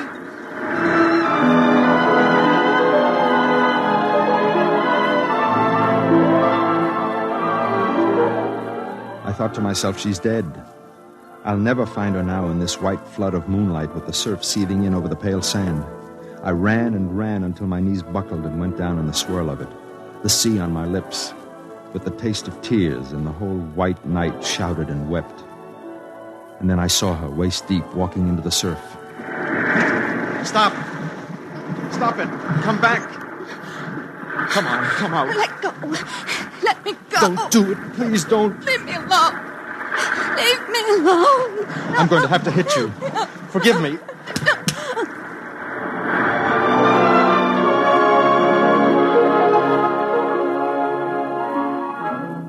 I hit her in the neck with the edge of my hand, and she slumped. I brought her ashore and carried her to where a dune was between us and the water. Then I rubbed her wrists.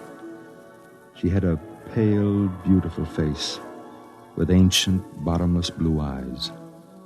She opened them and looked at me after a moment. It's all right. Here, put my coat over you.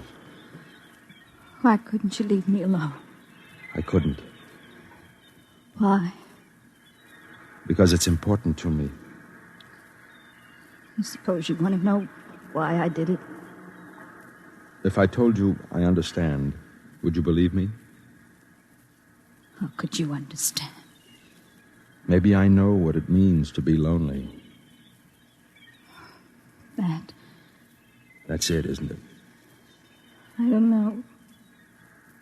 I'm so terribly tired. Put your head against my arm and just stay. Don't be afraid. I've been looking for you for a long time. Looking for me? All my life.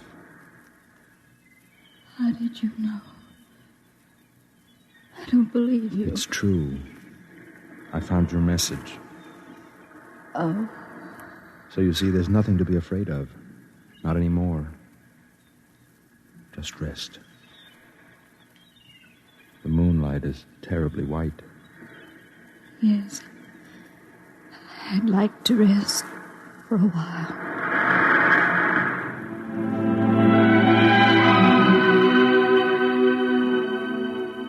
She didn't remember it, of course. But I was one of the reporters who had covered the story when it first happened, 5 years ago.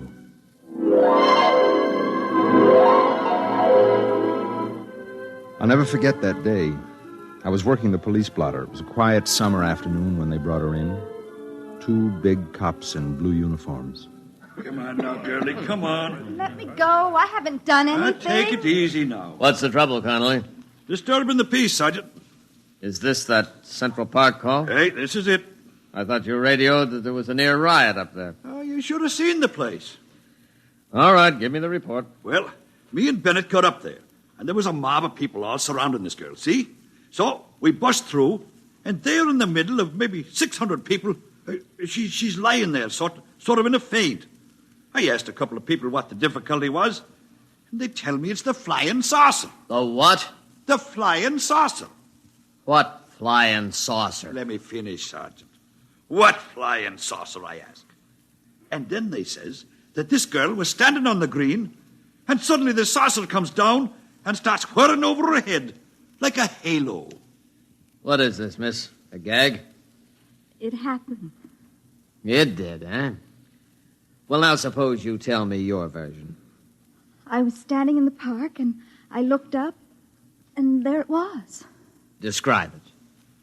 It was beautiful. It was golden with a dusty finish, like an unripe Concord grape. It made a faint sound, a chord of 2 tones. And it circled over my head like some great round hummingbird. Go on. Well, other people must have seen it because they were all looking at me and pointing. I saw one man cross himself. And then it came down and touched me and spoke to me. This flying saucer spoke to you? Yes.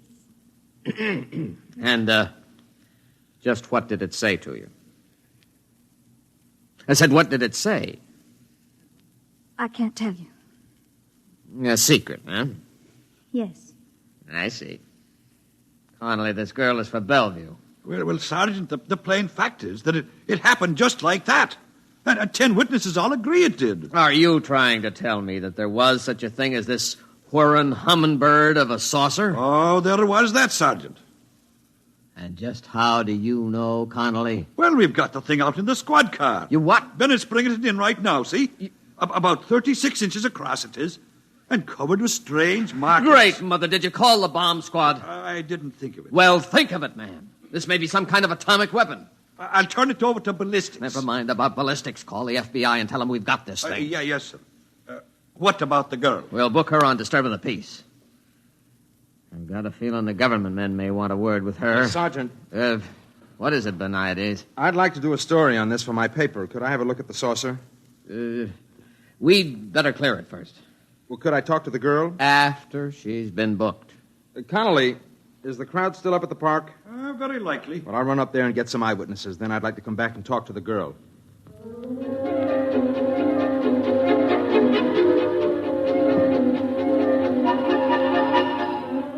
Up at the park, they were still buzzing about it. Some said she was a communist agitator. Some said it was a flying saucer from Mars, and she had stepped out of it. Others said she was a saint, and it was her halo. I took some notes, phoned the paper, and went back downtown to talk to her. But there were a couple of agents with her, and they wouldn't let me in. Now then, miss, you told the sergeant this saucer spoke to you. Is that correct? Yes. Did it speak to you in English? I don't know. You did understand it, though. Yes. Do you speak any other languages? No. Tell me, what message did you receive from this instrument? Wasn't anything, really. Suppose you tell me. I'd rather not. Miss, let me be very frank. I'm not a policeman. I'm a security agent. That means that I deal with problems that affect the security of our country. Do you understand? Yes. Now, we've examined this flying saucer enough to know that it is not of American manufacture. It also possesses an extremely high radioactive count. Now, that means that it was made in an area where radioactive materials are in great abundance, such as an area where atom bombs are made. That's why we want to know the message you received from the saucer. There was no message. You just made it up. Yes. I'm afraid you're lying. Suppose we have some soldiers bring the saucer in here and hold it over your head. Would you object? I don't care what you do. All right, boys, bring it in. Now, when I tell the men to hold it over your head, you try to recall what it said. I don't know what it said. Lift it up, boys. Hold it right over her head. All right.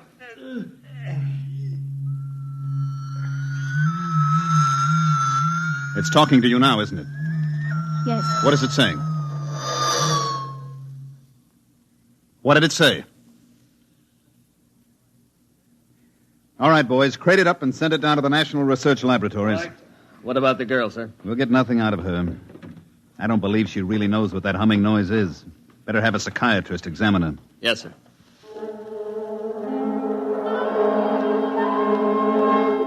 They took her to the city hospital, and she had a room to herself. Whenever the door opened, she could see the policeman outside. The door opened quite often. There were a lot of important people, some in army uniforms, who came up from Washington just to see her and talk to her. Apparently, they had analyzed the flying saucer and discovered something that made this girl about the most important person in the country. I used to stand outside, and I could identify the heads of certain security agencies, but nobody would answer the questions that the reporters shot at them. Sir, excuse me? Yes? I'm Jason Beniades from the Trib. I've been assigned to this flying saucer story as chief of the security I'm sorry, section. I have no comment. Can you tell me how long the girl will be held? That's a matter for the civil authorities. Well, have the psychiatrist Excuse determine... me, Mr. Benides. My car's waiting.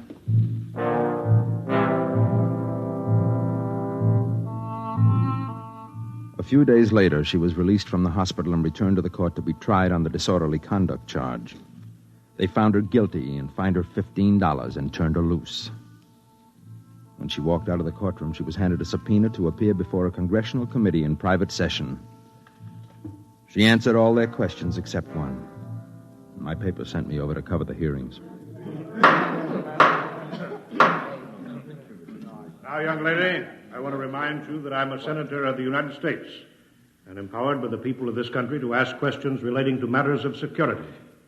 You understand? Yes, Your name is Janet Boyce, is it not? I told you that. Now, at an earlier session, you testified that as a young girl, you were a member of a certain organization in your neighborhood. Would you name it? The Rinky Dinks. Who comprised the Rinky Dinks, Miss Boyce? It was just a bunch of girls who got together to play field hockey and listen to recordings. Any particular recordings?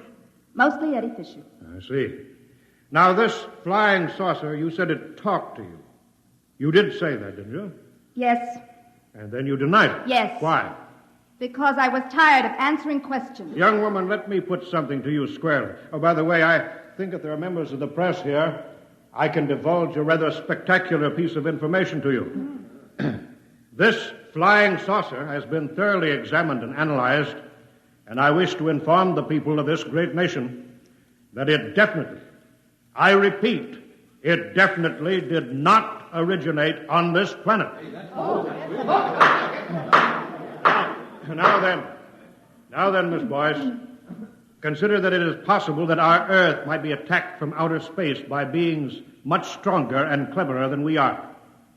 And consider that perhaps you have the key to our defense against those beings. Don't you owe it to the world?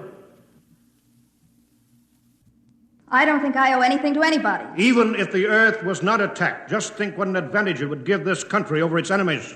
Young woman, I ask you, what did that flying saucer say to you? Do you know that what you're doing is tantamount to working for the enemies of your country? I will give you one more chance. What was the message? It was personal. Gentlemen, I move that Miss Janet Boyce be cited for contempt.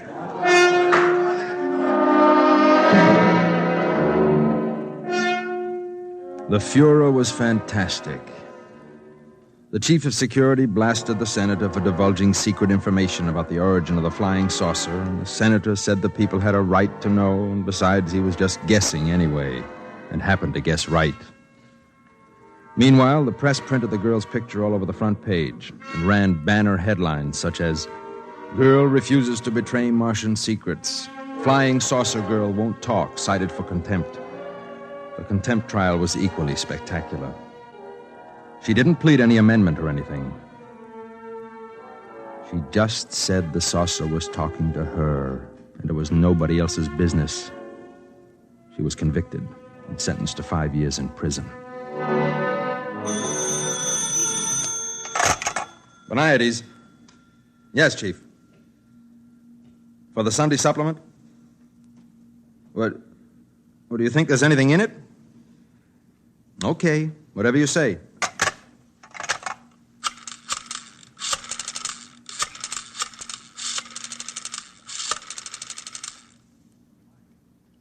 Mike, get me everything you can on that flying saucer girl, will you? Yeah, the one that was sent to jail about 4 years ago. See if you can find out what she's doing now. She was released about 6 months ago, I think. Uh-huh. Yeah, the boss wants a feature for the Sunday supplement. Okay.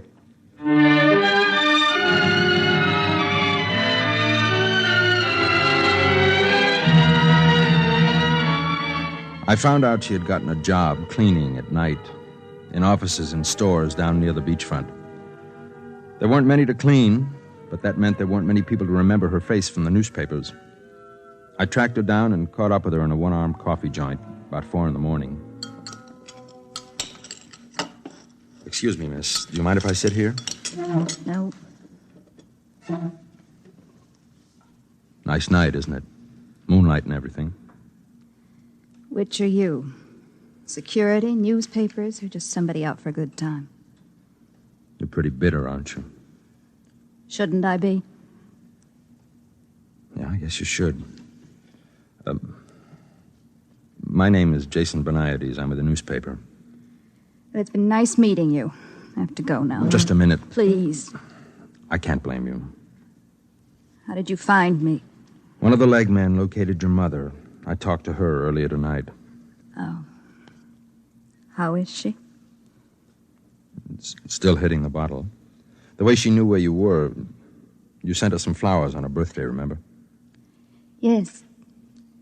She wouldn't talk to me. Said she didn't want a daughter who was a jailbird. Tell me how it's been. So you can write about it? I promise you I won't write anything you don't want me to write. Okay. You want to know how it's been? Right after I got out of jail, I met a man at a restaurant. Nice man. He asked me for a date. I spent every cent I had on a red handbag to go with my red shoes. They weren't the same shade, but anyway, they were both red. And I was very excited about the date. We went to a movie. Afterward, he didn't even try to kiss me or anything. He just wanted to know what the flying saucer had told me. Didn't say anything. I just went home and cried all night. And that was it. No. I had another date. I get pretty lonely. This time they arrested the man I was with. He was a Russian agent. On Christmas Eve, 4 men called me up and sang me a song. Would you like to hear the words? It doesn't matter. They go, the flying saucer came down one day and taught her a brand new way to play, and what it was she will not say, but she takes me out of this world. I'm sorry. Now will you go away and leave me alone? Yes. Aren't you going to ask me the big question? No. Everybody does. No, well, not me. You will, sooner or later. Maybe. Look, can I take you home? No. Can I see you again? Please. I don't know. I'm afraid to let myself like anyone. Trust me, will you? I'm not sure. Maybe. Maybe. I'll wait here for you tomorrow night. All right.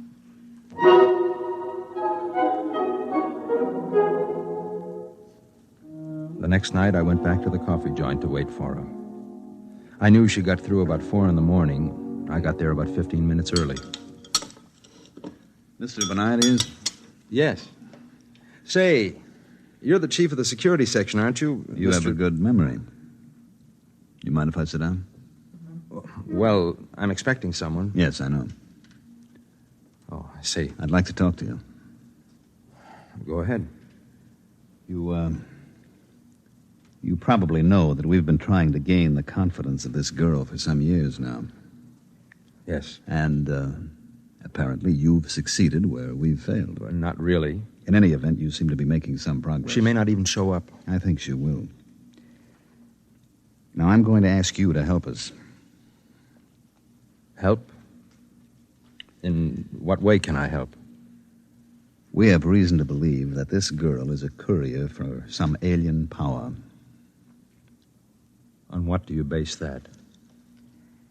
Well, there was the incident of the saucer, of course. We've definitely established that it came from some other planet. And recently, she's been throwing messages inside bottles into the ocean. What sort of messages? They're always the same. I have one right here. You're welcome to read it and see if it makes any sense. We've had every decoding expert in the service trying to break it. But we can't seem to find the key. I see. Now, she's throwing literally hundreds of these messages in bottles into the sea. We've got many of them, but not all, naturally. Now, what we're most interested in is locating the contact. Naturally. And that's where you fit in.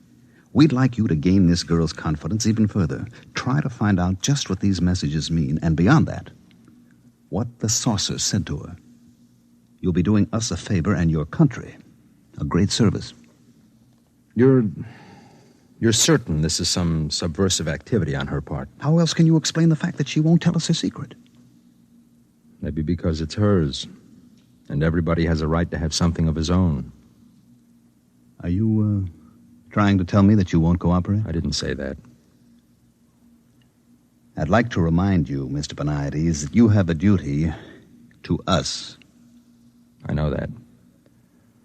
I also have a duty to myself and to God. If you'll excuse me.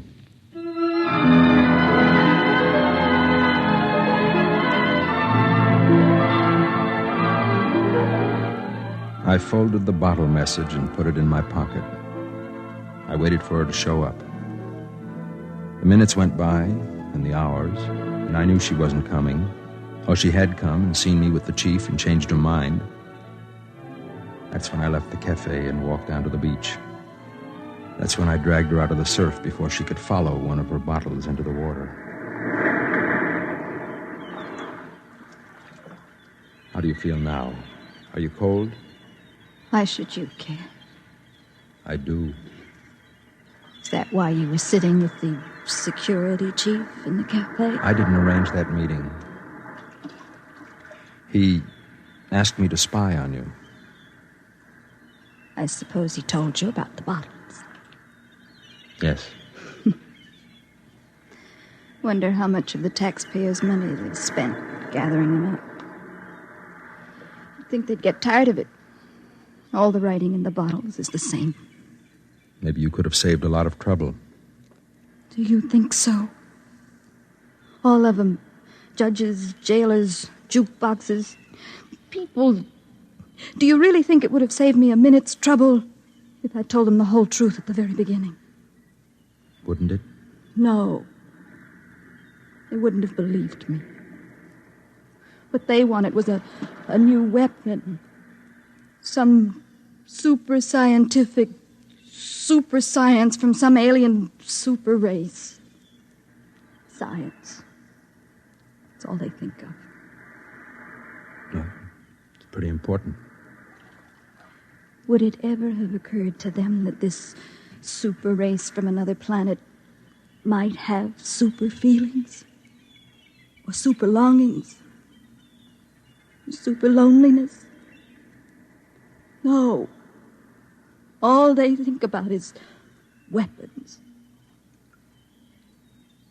Isn't it time you asked me what the saucer said? No. They all ask me. I don't have to ask you. I know. You know? Let me read it to you.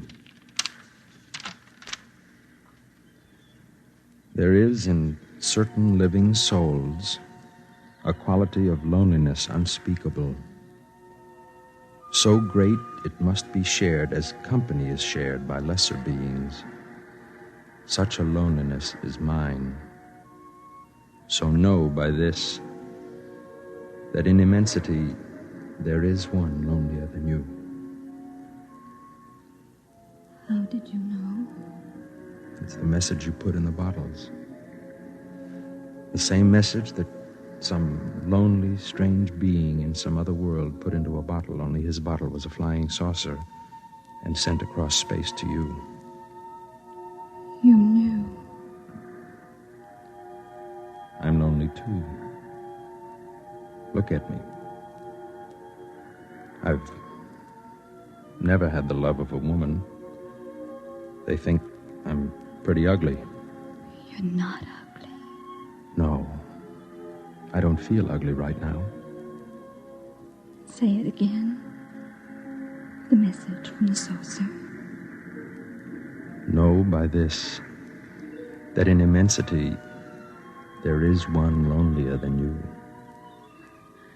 I wonder if whoever first wrote it has found someone.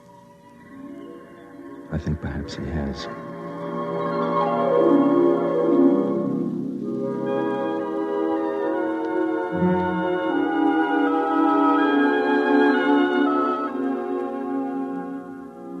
She looked at me and said nothing.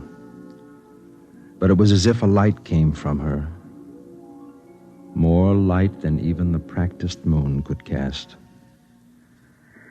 Among the many things it meant was the fact that even to loneliness there is an end for those who are lonely enough, long enough.